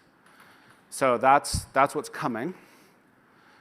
I put a couple slides on the end, and I totally strayed from my notes. I'm sure I had really important things to say in here. But what does the global market look like on outcomes finance? That's what it looks like. And if you can read it, it's obviously growth in the market. Here's where there's outcomes funds operating globally in those locations that you see in black. And one in Denmark, which actually we take some inspiration for. There's a type 2 diabetes one in the city of Aarhus, which I went to visit last fall to see it in operation, and it was really good. Really good. A way to get better human outcomes overall. So what I think is happening, or what we feel is happening, is we're starting to see the development of a movement. We're starting to see the development of an ecosystem. But I want to bring up another point. What I think we're hoping to do, and it's kind of, we're in a triangle situation where you have outcomes purchasers, which are governments at different levels. You have investors at one corner, and then you have the communities at the other corner. And Raven sits in the middle to intermediate these relationships, which are a series of contracts. Contract's not necessarily a bad word, but they're co-designed contracts inside it. What I think is going on here is what we're trying to do is, one of the things, I hope, is to rewire how governments think of doing procurement. Because right now, if you're an Indigenous community, it's a hard box to fill. You want to do type 2 diabetes prevention in your community? Good luck, Chuck. It is not going to happen too easily. They sent a MEDIP program about 10, 15 years ago. It does good things, but it's way too small. The other thing we want to do is redirect capital. So Indigenous communities are basically drinking from the straw of private capital, and we need the fire hose. All these things create long-term internal community resiliency. They create jobs. And for us, we keep the wealth. That means people and money in communities to do the good work that we need them to do there. It's in the couple of contracts that we've done, it's been transformational. And I've got 1 minute, so I'm going to tell a story. Geothermal. So in Peguis First Nation, Southern Manitoba, we did some geothermal installation. And the community prioritized doing all the grandma's house first, which an Indigenous value, that's work with our grandmas first.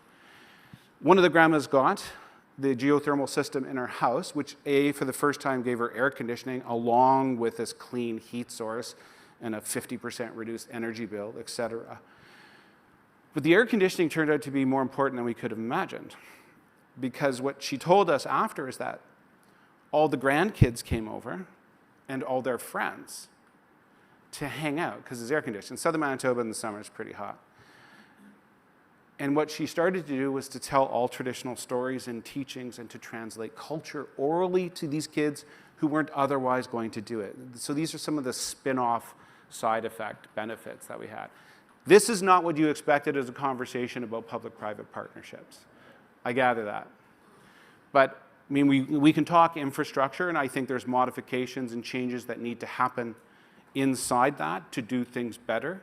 I think there's interesting lessons inside the work that we've started about how we take an Indigenous approach to this, which means we build relationships first. We're very intentional about it, and it always comes first before the money, before we get into that conversation at all. So that's it.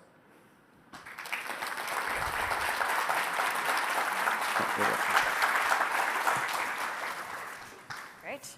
Okay, I'm sitting over here right now. Yeah, we'll take our seats over here. Great, thank you, Jeff. That was a very interesting presentation. Just got some things to ask you about that. And if anyone has their own questions as well, we will take questions from the audience, and we'll also take questions online if you're joining us virtually. So just raise your hand if you have a question, and we'll get a mic to you, and you can ask away.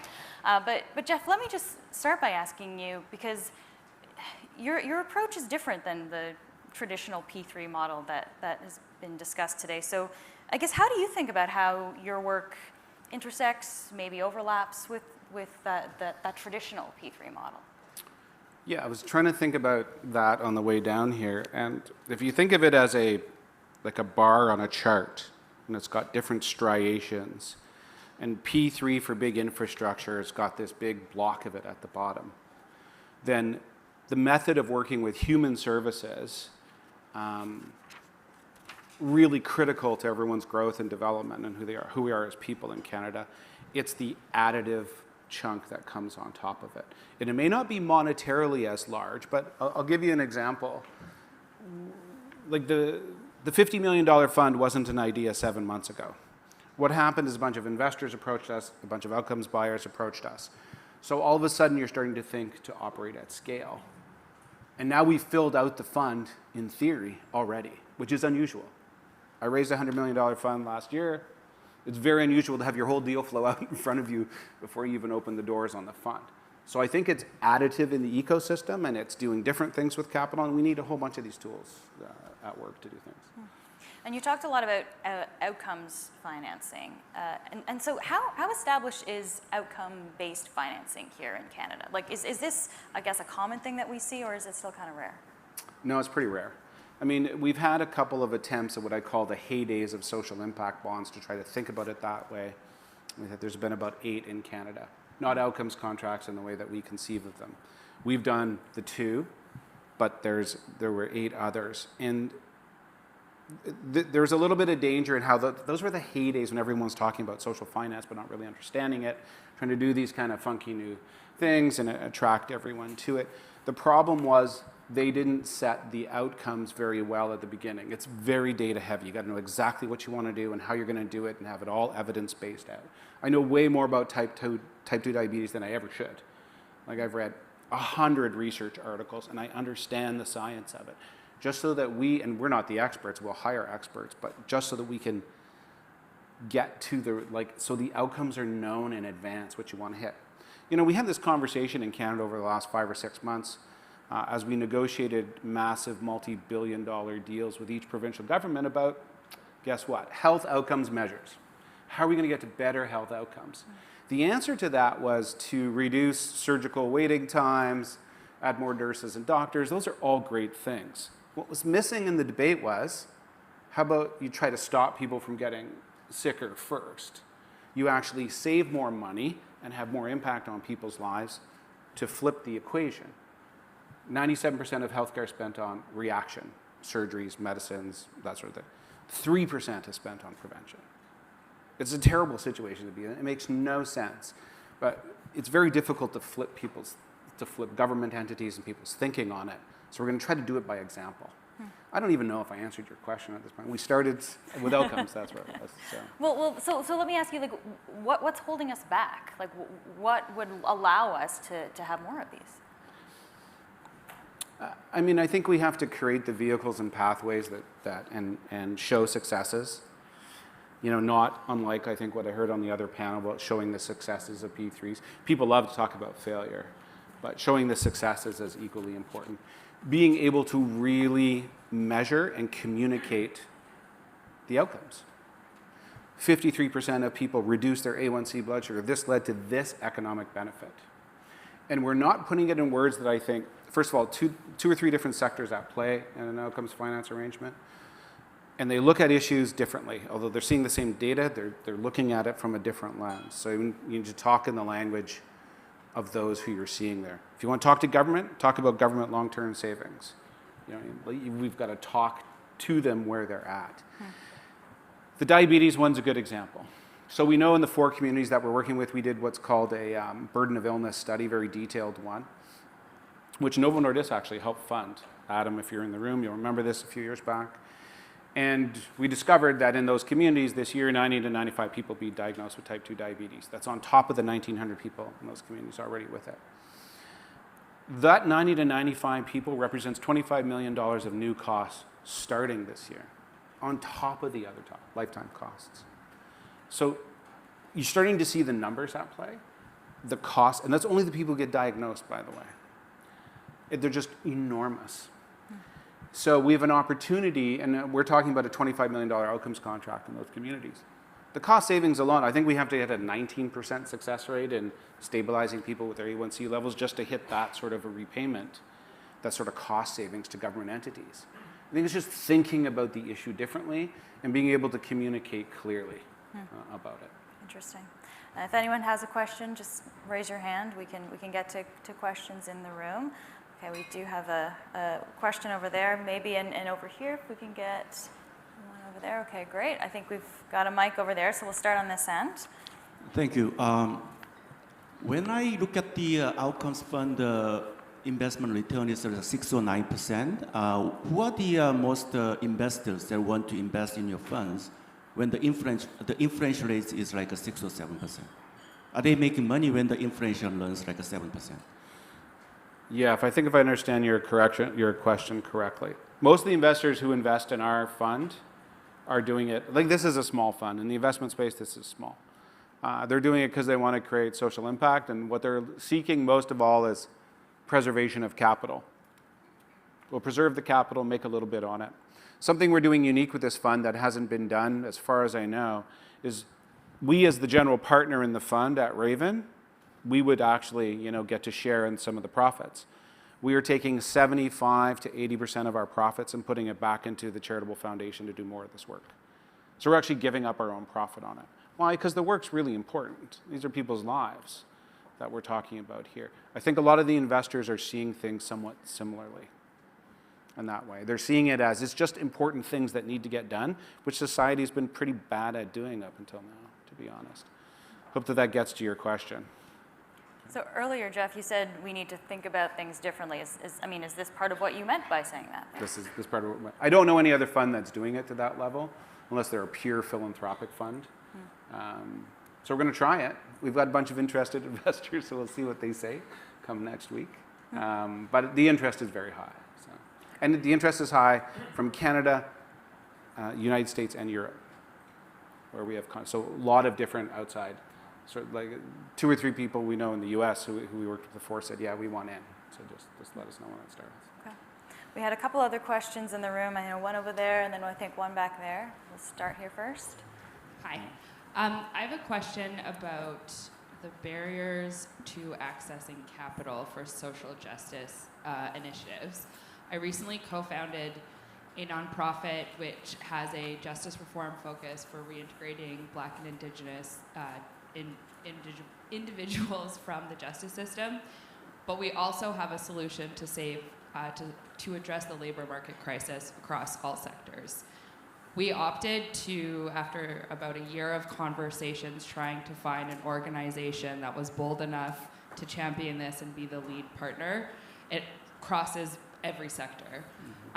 We opted to start a nonprofit just because that was the clearest pathway to cash.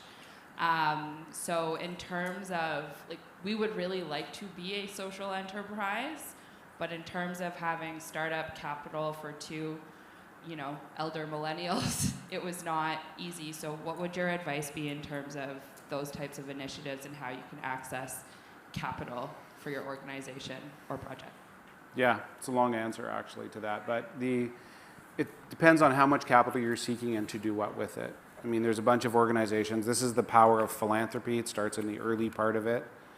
of the capital stack. You get philanthropy coming in to help lead. You get some government programs, mostly philanthropy coming into it. And then it's a question, if you're moving into a social enterprise, how do you monetize the service or the good that you're providing, just so that people who invest know what they're creating with it.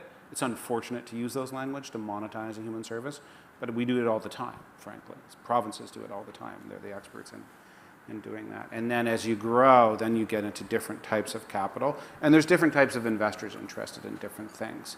I know it's not getting too specific with you, but it's what you're looking for the money to do and to do it when.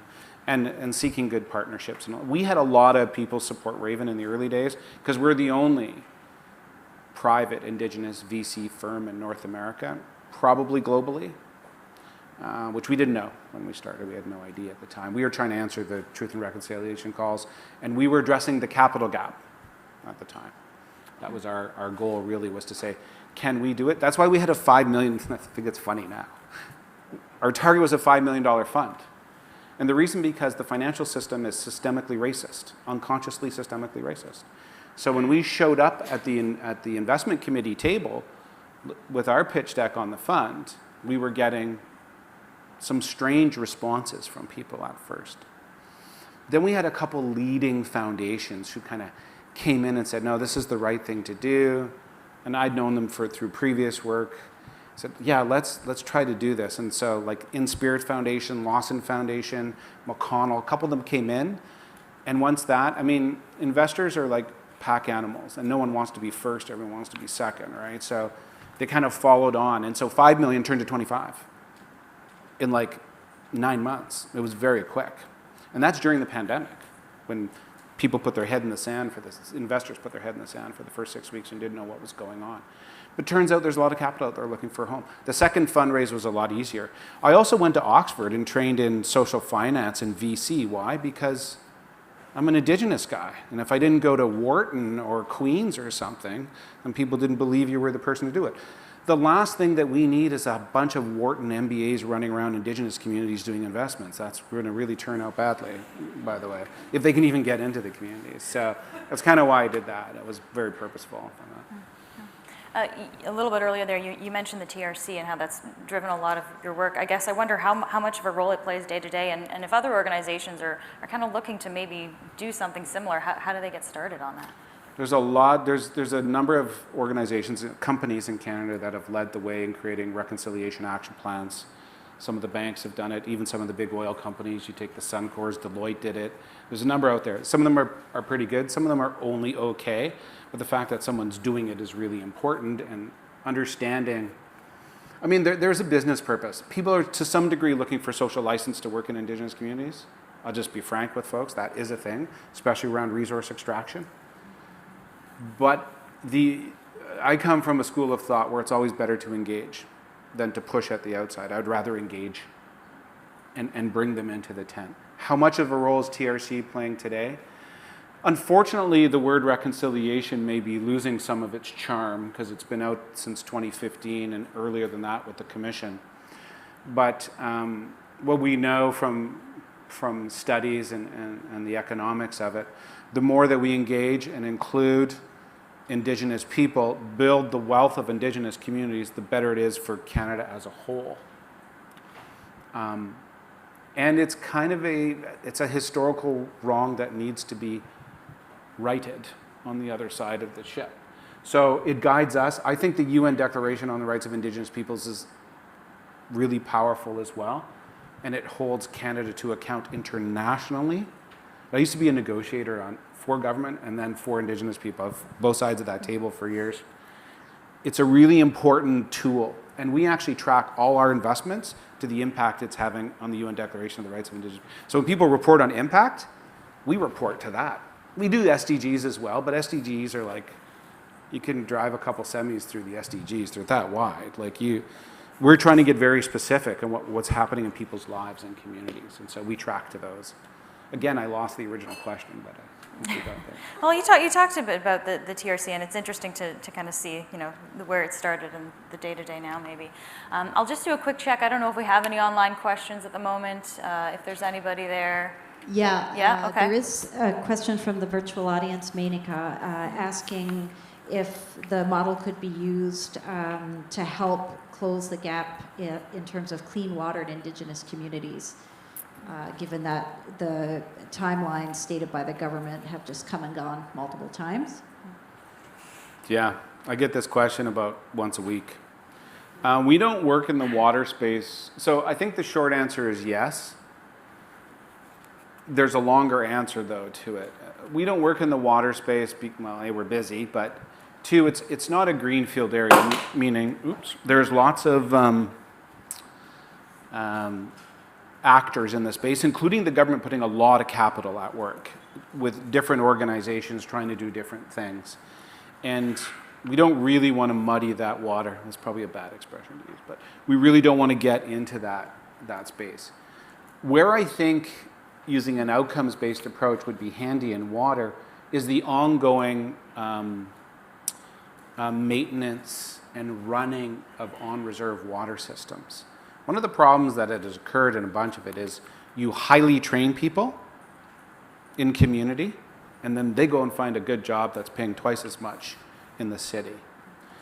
But if you can have more community ownership and leadership in it, I think you can develop a different model to kind of stabilize the role of highly trained individuals and the community's sense of buy-in to the solution. It's tough for some communities that have been facing 40 years of boiled water advisory and mercury poisonings. Like, it's tough, especially when you realize you're forcibly moved to this area through colonialism. And, you know, we don't need to go down that path. So it's possible. Yes, it can be applied there, like it can to recidivism and a bunch of other serious issues. Okay. I know there was, we have a few minutes left. There's another question on this side of the room, so we'll go here, and we might have time for a couple more questions. So if you raise your hand, we'll get to you. I think what you projected here, like a model for dealing with diabetes type 2, of course, is not restricted to Indigenous communities. It's a problem that other communities in Canada have.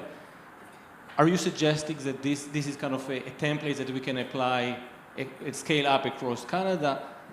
And if so, how we're going to do it with kind of the peculiar setting in the Canadian healthcare system where I believe data is fragmented between multiple entities, and to measure, really, to have the outcome measures, you need to collect the data so you can actually show the value. How you were able to solve this in your Indigenous project, and will this be applicable across Canada?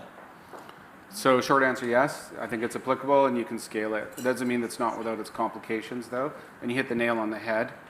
A sort of, you know, bifurcated Canadian healthcare system where data rests in different places. And in the Indigenous case, some of it rests in Ottawa, some of it rests in the community, and some of it rests with the province. So we had three. So that's the whole burden of illness study, when we had to kind of unpack and figure it out where the data was and collect it together. This is prior to doing any work. We had to figure this out. I don't think the problem is too complex that it can't be solved. I think it's easier outside the Indigenous space to some degree, by the way, because the data is only in 2 spots. Then, you know, so you can kind of get to it a bit better. But I think we can provide a template.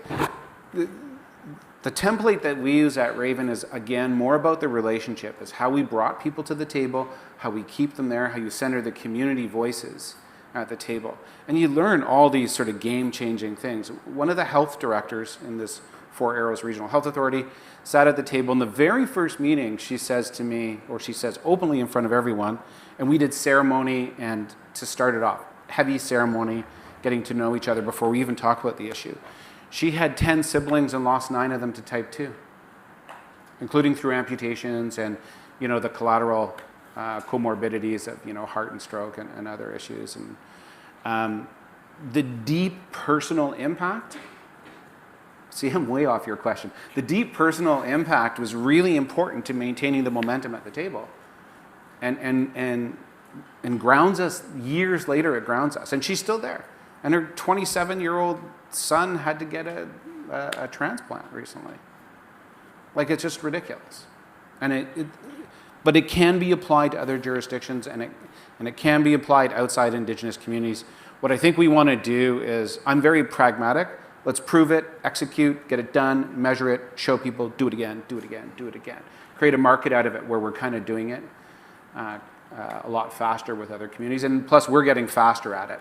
You can't, I'm over time. You can't replace the process, this Indigenous lab process that we did. It happened during COVID, so it was like 3 years. It should have taken about 18 months.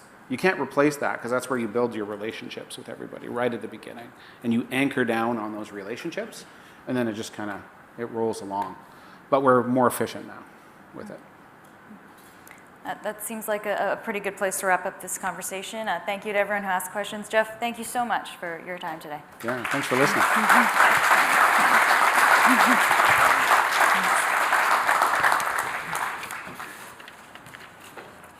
Great, okay. And to close out the afternoon now, we're going to hear from one of Canada's leading developers, Mitchell Cohen. He's president and CEO of the Daniels Corporation. Daniels helps people achieve home ownership. He's got programs and it supports numerous charities and nonprofit organizations as well. The company is also involved in the Regent Park Revitalization Project. Mitchell, welcome to the stage.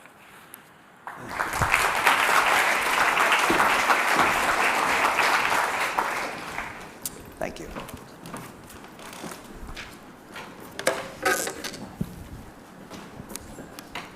Can you hear me?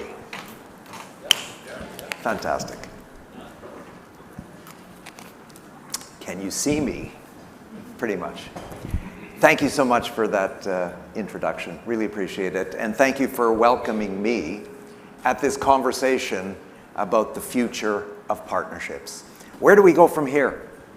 That's the question of the day. Where do we go from here with partnerships? Well, for me and for all of us at the Daniels Corporation, the answer to that is really pretty simple. We need to go deeper, we need to go faster, we need to go further, truly embracing partnership as the most powerful tool that we have to address the challenges of our times. And we have significant challenges that we are all facing. So today in this keynote, I'm going to focus on what we refer to as the challenge of inclusion. Thank you, Meg. My colleague Meg is here to help with the slides. Appreciate that. We're going to focus on inclusion and towards the end, a little dash on sustainability. But firstly, let's set the stage as it relates to this challenge, the challenge of inclusion. There's so much talk about inclusion. There's a lot of talk, but there's not a lot of clarity as to what people mean when the word is used. So we're going to try to bring some clarity to that. And for us, the notion of inclusion really has a number of different components, 3 that we're going to address. The first is affordability. Affordability is the word that's on our tongues more than probably anything else. The crisis of affordability. Truly, we have a crisis right here in Toronto and a crisis across the country. Affordability is right in front of us. We know how we got here. There's no mystery how we got here, and nor is there a mystery how we can move forward to truly address affordability. But secondly, accessibility. We have been building communities, subdivisions, condominiums, rental buildings for decades. And we've been doing that in a way that does not welcome everyone into those new homes and communities, does not welcome and are not accessible to older people or to people living with a disability. We need to change that. And thirdly is the challenge of income disparity. Can we close the gap? Can we build complete communities? Communities in which everyone is welcome, where there is affordability, where there is accessibility, but also communities in which people have an opportunity to build economic prosperity and thus close the gap, close that income disparity gap. Those are the challenges. But the good news is we have ways forward. And the ways forward to really address these challenges, how? Partnership and collaboration. And there are some very powerful examples that are underway right here, right now in this city. Collaboration and partnership that address these challenges. But first, before citing a few examples, a little bit of background about us, about Daniels and our trajectory as a company, and how partnerships have really informed that growth and trajectory. So I joined our founder, John Daniels, in 1984, after 11 years working in the not-for-profit housing world, co-op housing in Montreal and developing co-op housing here in Toronto as well. 11 years from 73 to 84, and then I joined John Daniels. I was 33 at the time. Mr. Daniels was 57, but already he was a legend in the real estate development community for having taken Cadillac Fairview Development Corporation across North America. Now, my background in affordable housing provided this truly natural connectivity to the not-for-profit sector. The result of that was the development of over 3,600 homes, deeply affordable homes, with nonprofit co-ops, with church groups, with service organizations, with cities, municipalities, and regional governments. 3,600 homes we built between 1984 and 1995. How did we do that? We did it under a hugely successful public-private partnership model. Simple. Unfortunately, in June of 1995, the provincial government here in Ontario walked away entirely from affordable housing, pushed away from the table, following their federal counterparts who left the affordable housing world in 1984. So the feds got out in 1984. The province of Ontario got out in 1995. And now we look back and think, why do we have a crisis of affordability? Well, it's pretty simple. Government investment on an ongoing basis is necessary. Now, in June of 1995, when that happened, the theory, and it was the same theory that the feds used back in 1984, the theory was that if government got out of the way and the private sector, unfettered, was allowed to build, that somehow there would be homes that would be built for everyone. That was magical thinking, mystical thinking, and in fact, misguided thinking. Because the reality, as we now know, looking back over these decades, is exactly the opposite. But there is good news. I'm always one to look for the good news. And the good news is that the federal government about 6 years ago said, hey, we're back. And the feds did come back and actually established, hallelujah, a national housing strategy. But they also, over the period of the few years after that, committed $82 billion in order to address the crisis in affordability across the country. That's the good news. The not so good news is that $82 billion doled out over a period of 10 years, and that was the plan, is nowhere near enough to address the crisis. It doesn't even cut it. It doesn't come close. And that brings me right back to partnership. Further, faster, deeper, as the way to address affordability. Now, I've said it already. Long-term, consistent government investment in affordable housing is essential, the basic fundamental building block. And that, however, alone won't cut it either. We need today a whole of community response, a whole of community response to creating affordable housing. For one, developers need to weigh in. Developers need to say, yes, we will integrate affordable housing into our new communities, into our subdivisions, into our rental housing. But also the philanthropic sector has a significant role to play. Nurturing and funding deeply affordable housing. Why? And we heard a bit of this from Jeffrey a few minutes ago. As a primary social determinant of health. There's no doubt we can reduce the cost of healthcare. We can reduce the cost of healthcare. How? By eliminating homelessness. By building transitional and supportive housing. By building deeply affordable housing that will remain affordable in perpetuity. That's how we can reduce the cost of healthcare. So developers, private sector needs to weigh in, philanthropic sector needs to weigh in. Everybody needs to lean in. But the other good news is once everybody has decided this is important and we're going to lean in, there are very cost-effective models that have been road tested, that are tried and true, that we know how they work. Cost-effective models by which affordable housing can be created today. Now, for example, the Partnership for Affordable Living program. This has got a great acronym. The PAL program.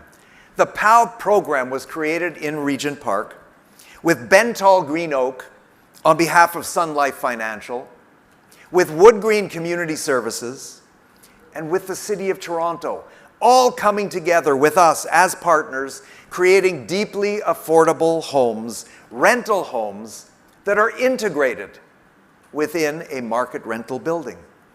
This is a model, the PAL program, that is replicable, it is cost-effective, it can be taken on the road across the country tomorrow morning. Now, that's a rental model, but also ownership, affordable ownership models are right here. We know what they are, we know how they work. Imagine, just imagine for a moment, if every builder, every developer decided that they would sell 1, 2, or 3 homes in every subdivision, in every condominium, to Habitat for Humanity. Well, we know the impact. We've done it for the past 25 years. The impact on the developer's bottom line, guess what? Minuscule, marginal, nothing. But the impact on the Habitat partner family is truly life-changing. We also know that there's another home ownership model, again, that's been proven. The Partnership for Affordable Home Ownership, PAH, not as cool as PAL. The Partnership for Affordable Home Ownership, we know, and we know this from experience with several hundred households. We know that it works in its shared equity down payment assistance. These programs work providing a hand up to tenants into home ownership, and in providing that hand up into home ownership, we are providing an opportunity for that household to build equity, to build generational wealth, and yes, to break the cycle of poverty. These programs work. There's no mystery, as I said, how we got here. It's really clear. But there's also no mystery how to move forward. And final note on this affordable chapter, simply building more homes faster, and you've probably heard that, simply building more homes faster will not address the crisis of affordability. We need much more than that. Now, if we're going to build inclusive communities, yes, affordability has to be at the heart of it, but accessibility also needs to be at the heart of what we do. Why? So that every one of us feels welcome everywhere, not just in our offices or public buildings where it's mandated to be accessible, but in our homes, where we live. And that brings me to the Accelerating Accessibility Coalition, the AAC.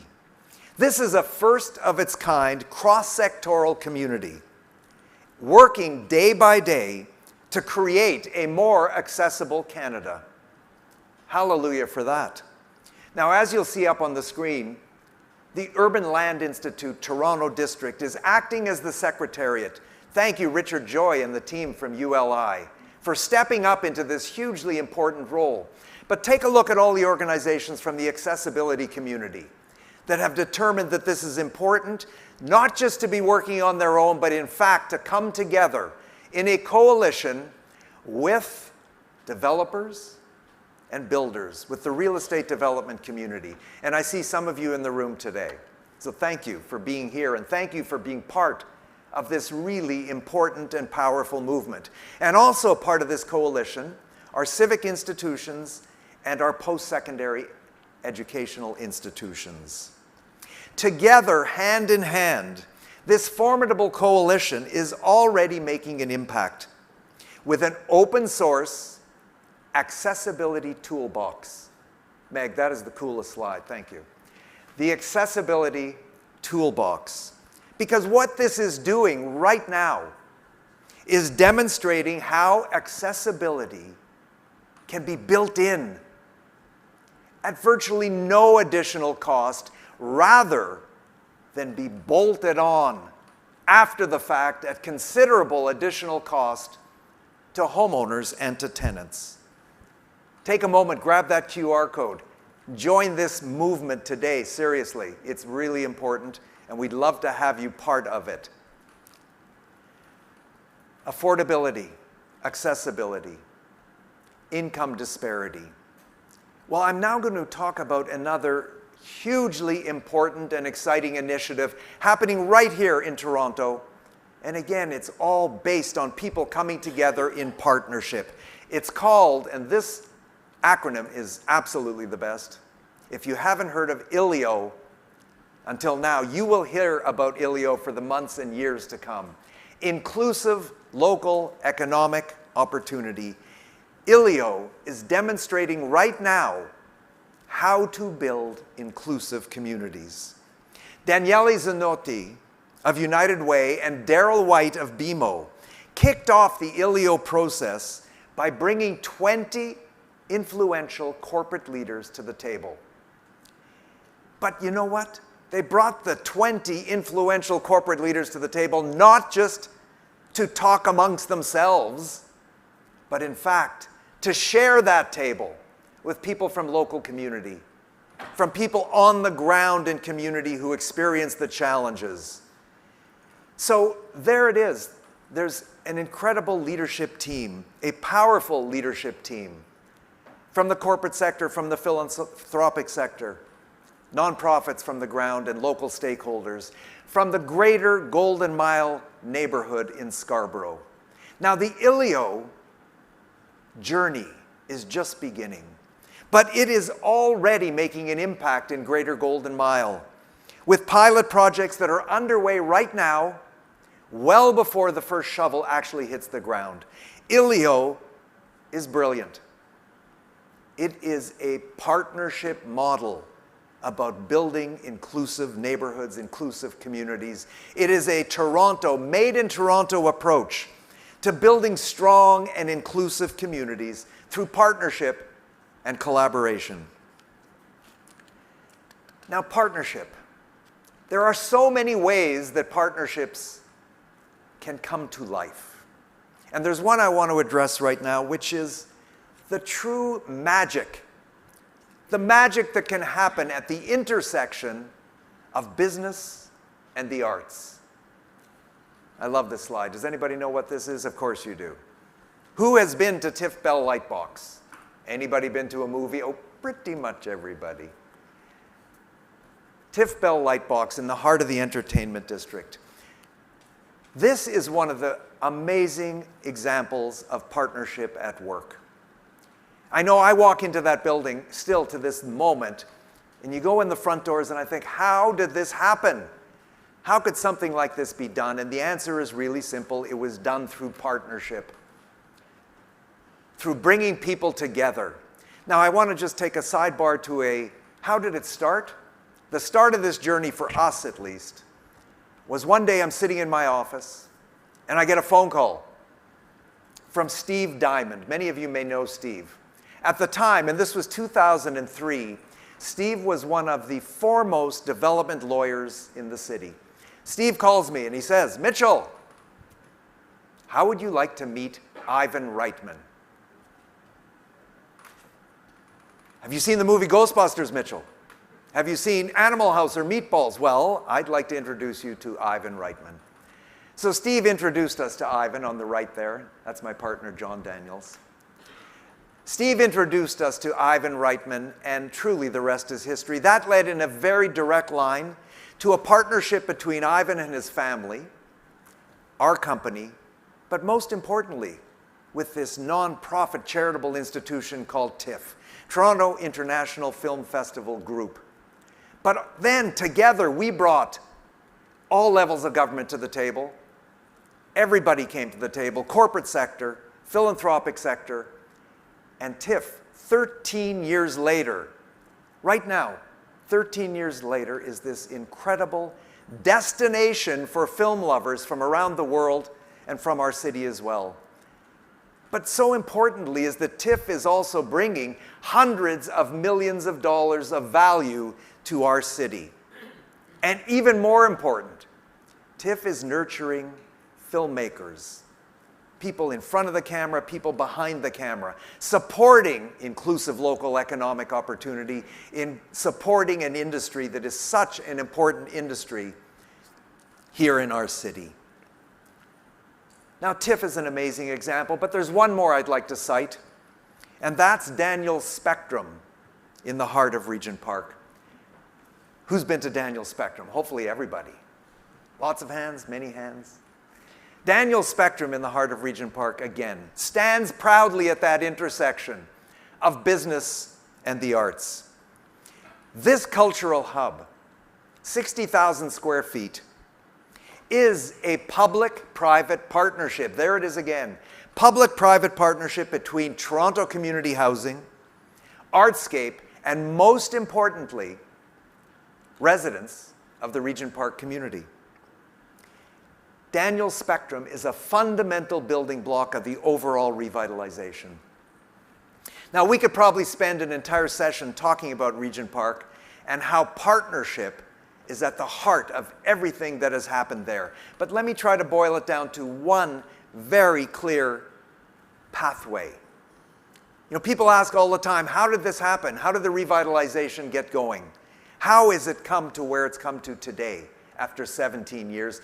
The answer is so simple. It took bold leadership at the City of Toronto, very specifically, it took a willingness to embrace a public-private partnership model in which risk and reward are shared. That's what it took. And when we then had partnership at the heart of the agenda in Regent Park, our team went into the neighborhood and listened deeply to local voices, listened deeply to the hopes and the dreams of local residents, but also to fears and anxiety.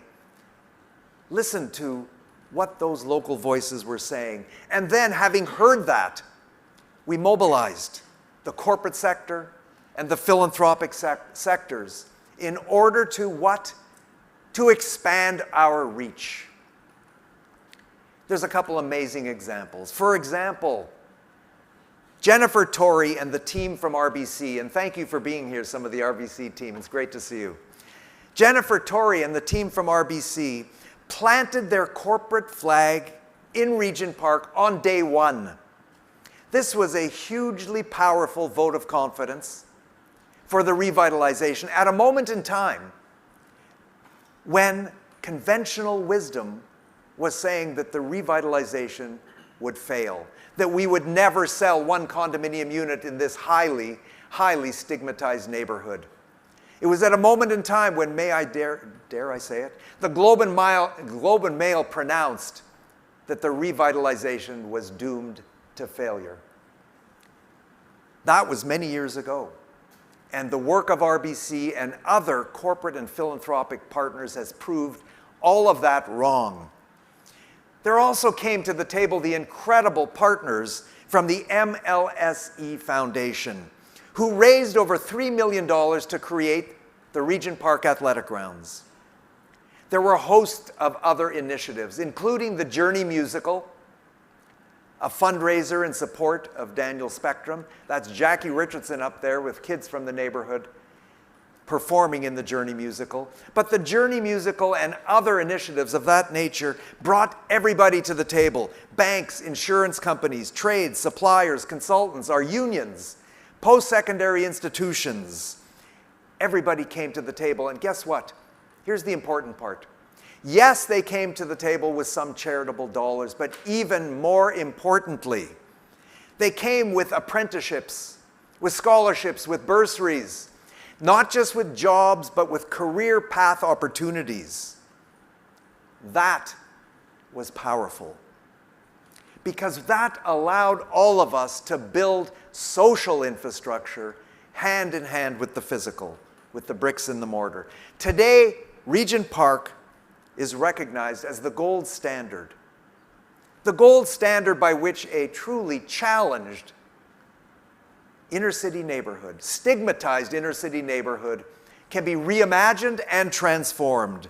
And in fact, just over a year ago, United Nations Habitat, UN Habitat, partnered with CMHC and the Urban Economy Forum to create the World Urban Pavilion in Regent Park. This is a global knowledge exchange hub from which best practices in building resilient, inclusive cities can be shared, can be gathered, can be studied, and yes, can then be projected around the world. Today, 17 years into the process, Meg's got a couple cool slides. This is what inclusion looks like on the ground in Regent Park.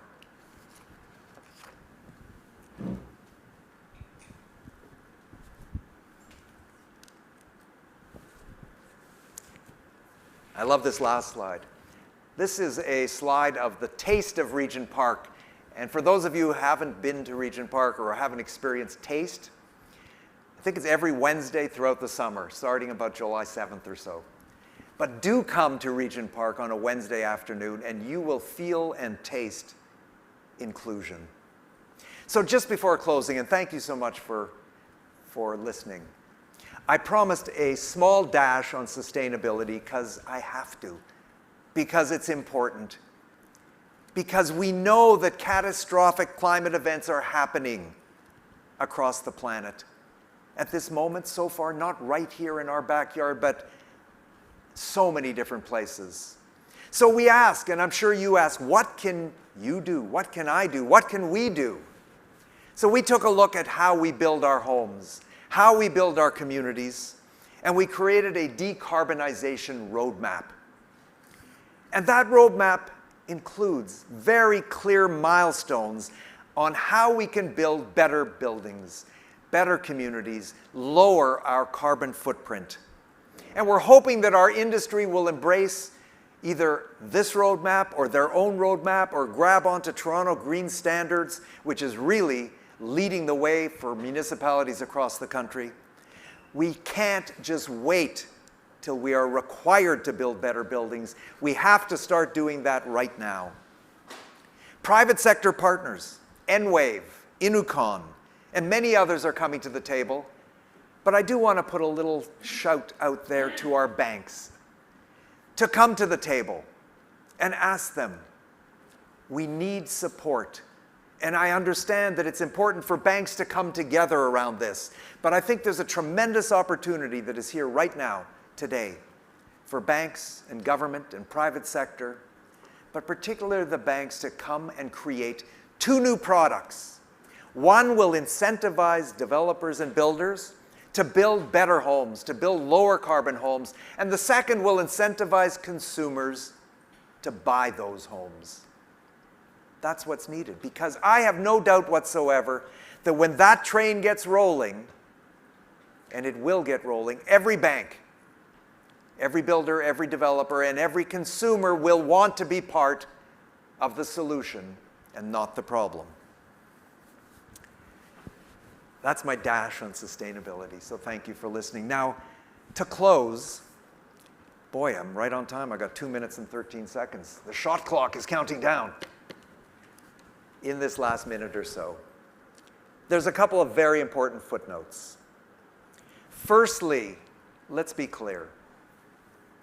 None of this is easy.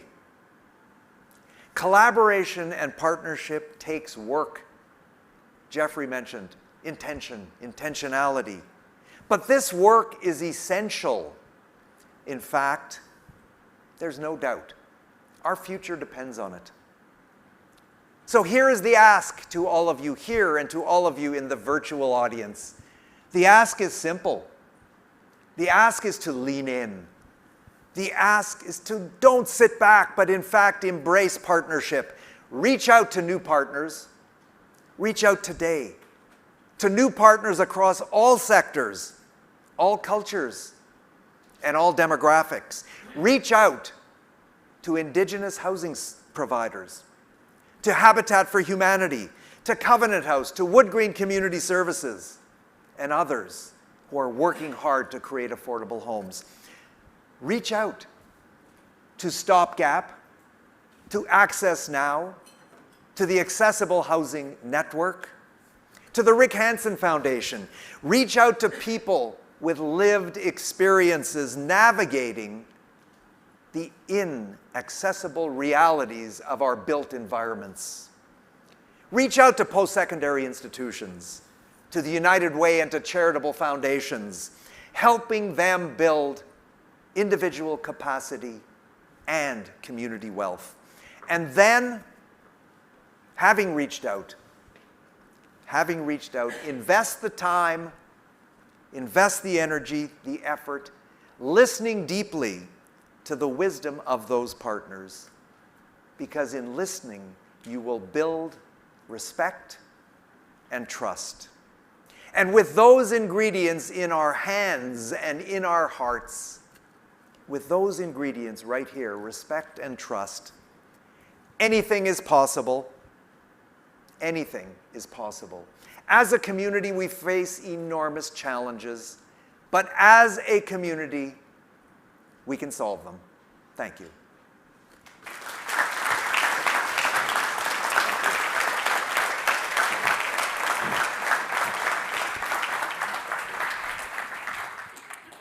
Thank you very much, Mitchell. That was great. That does conclude our program today, but please do stay. There's some drinks and snacks just outside, so you can do a little bit of mingling. On behalf of the Globe and Mail, I would just like to thank all of you in the room today for being here and all of you virtually for joining us. I would also like to thank our partner, Novo Nordisk, for making the event possible today. So thank you so much, and please enjoy the snacks and drinks outside.